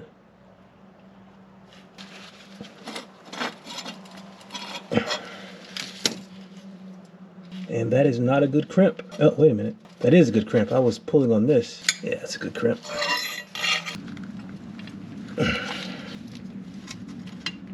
Not a good crimp. Thankfully, I was able to put the other end into the side that I poorly crimped. And with a good grip, I got it in. And now that's a good crimp. So let's try this one again. And let's hope I do it better.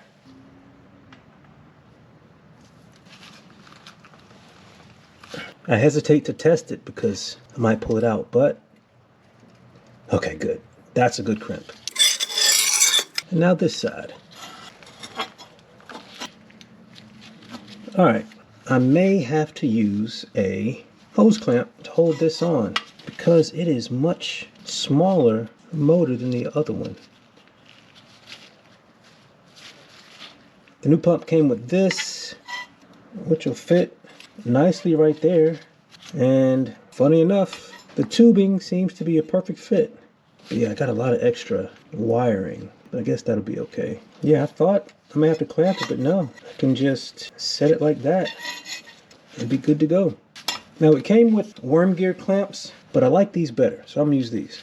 So I'm gonna slide this on. That's a tight fit. I'll put this one on as well.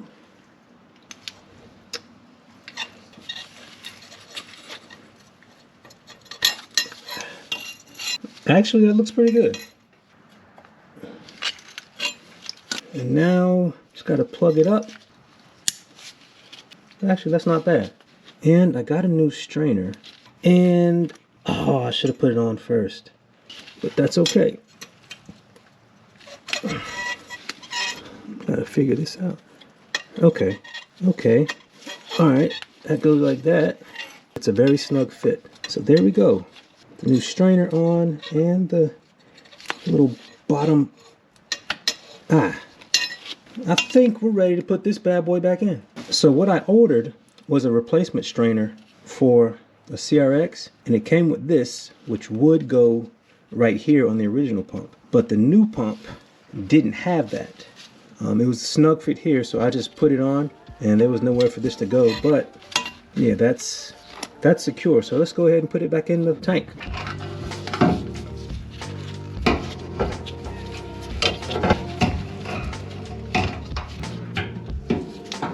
Don't even ask me how I got it settled. I was convinced that I was doing something wrong, and then eventually it just dropped in and was like, hey, this is where I want to be. Did I speak too soon? Why don't you want to go down now? There we go. So I cleaned up these nuts a little bit because they were dirty, but I was taking them off.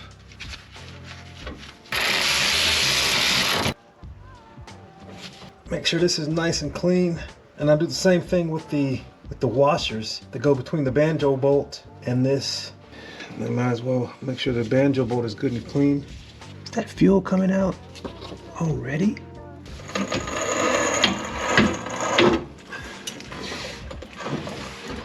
Where is that coming from?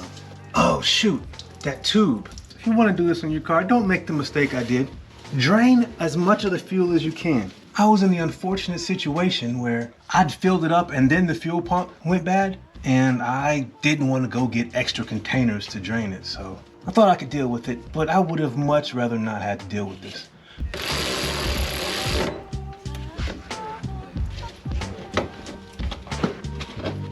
All right, I think I have all the outlets plugged now, but I do have a lot of fuel on the ground.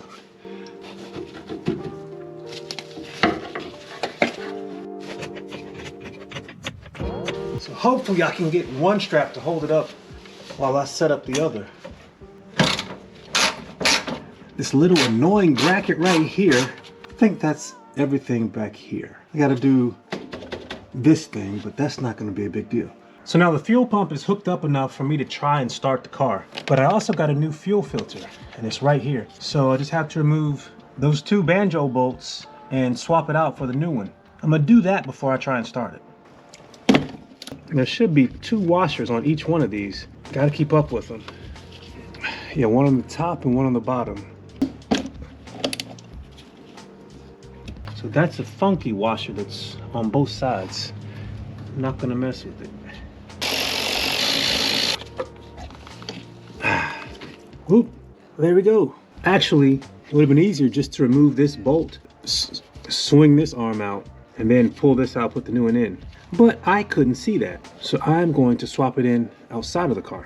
So there's a little hook on the firewall that this sits in, and then you can just remount the bolts. Yeah, just take that bolt out, put the new one in.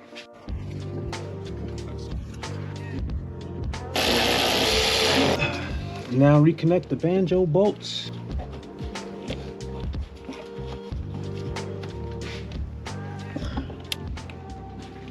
All right, let's test this thing. All right, the other camera died, so you hear the fuel pump. I'm gonna do it a couple times. I hear it going up to the engine now. All right, let's see. Nothing.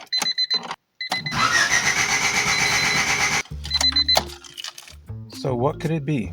Well, at least the car now has a new fuel pump. All that was left to do that night was to put everything back together.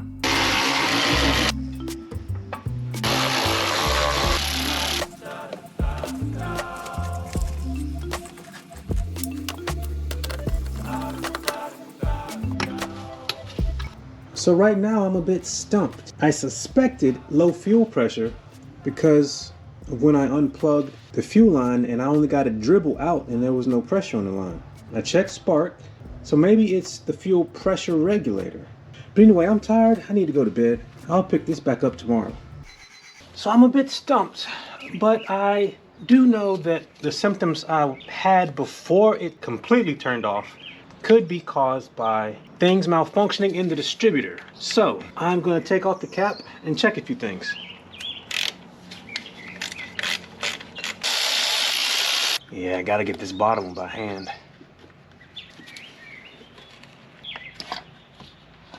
And it does not look good at all. Look at that. There's not supposed to be particles in there, and there definitely shouldn't be oil in there. I may be picking up a new distributor cap. And there's this little O-ring type seal that usually goes here, and someone opted for RTV instead. I don't know why you would do that. I'm gonna get a new seal as well. Let's see if this ignition coil has any issues. So in the manual, it says if I remove, oh shoot. I'll remove these 2 screws. I can check the resistance and see if the ignition coil is good. And I think I just stripped it. They're like putty. I do not want to pay for a whole new distributor. So I was pricing distributors, distributor caps, rotors, and I went to look at the rotor and check this out. It is supposed to be clocked and locked. It was like this. The car definitely won't run with this like this. You might get random spark here and there, That is crazy. So even though I don't want to buy a new distributor, I might just go ahead and do it.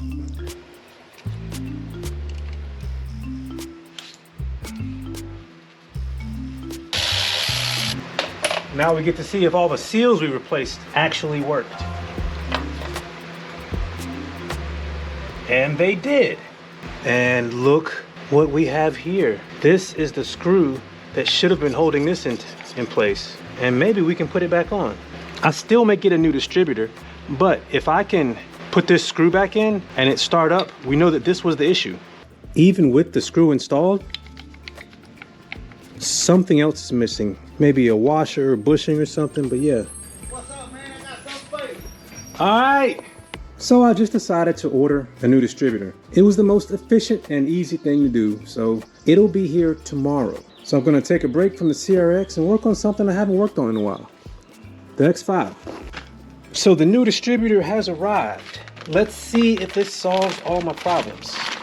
Brand new parts on old cars always look funny to me.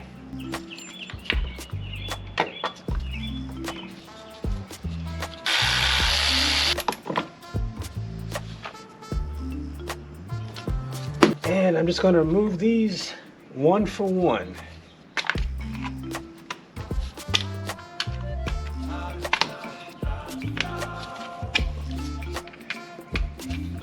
Now connect these. Now there are a couple of different types of distributors for this car apparently.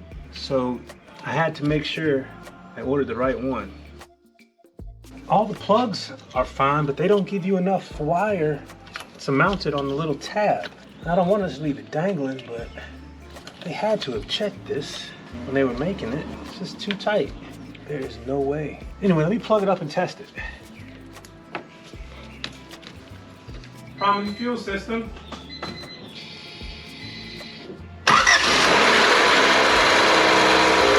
That's all it was, the distributor.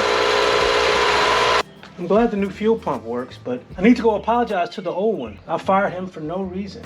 Since I saw how much distributors cost, I'm gonna save this one and see if I can rebuild it to a good functioning backup. Based on my experience being caught on the side of the highway, it'd be nice just to kind of have one on hand, you know? And now though, I can really dig into why it smokes under heavy load. I have some parts, some rings, head bolts, rod bearings, but I'm hoping I don't have to resort to that. Now I can put it down. I think I have a heat shield that I removed from the exhaust that I need to replace. And then it's maybe cause for celebration. Friday, maybe I'll go get a donut or two. After making sure the car drove okay, I decided to check the fuel pressure just to make sure that it was good, because I really did expect a little more fuel to come out when I disconnected the fuel lines. And I was getting a slight hesitation on acceleration that was hard to pinpoint. It was weird. It would only happen at partial throttle, passing through certain RPMs. This is the fuel pressure regulator here. With this disconnected, it should be between 34 and 41 PSI with the engine running. So I'm gonna sit this here and see what we got.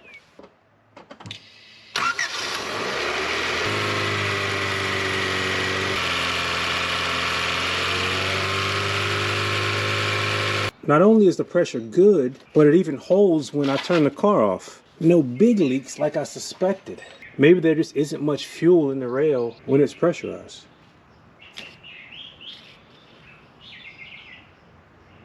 That is a nice feature of these. They should have that on cars from the get-go.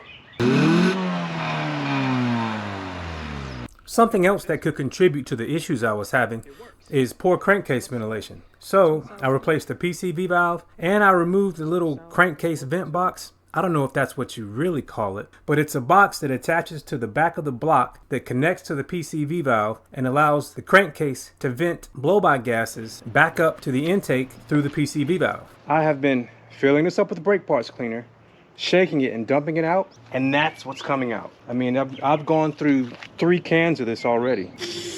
There was lots of sludge in here. I mean, lots. Like I just put my hand in and I came out with a bunch of it. I didn't put my whole hand in. Put my finger in and came out and it was filled with sludge.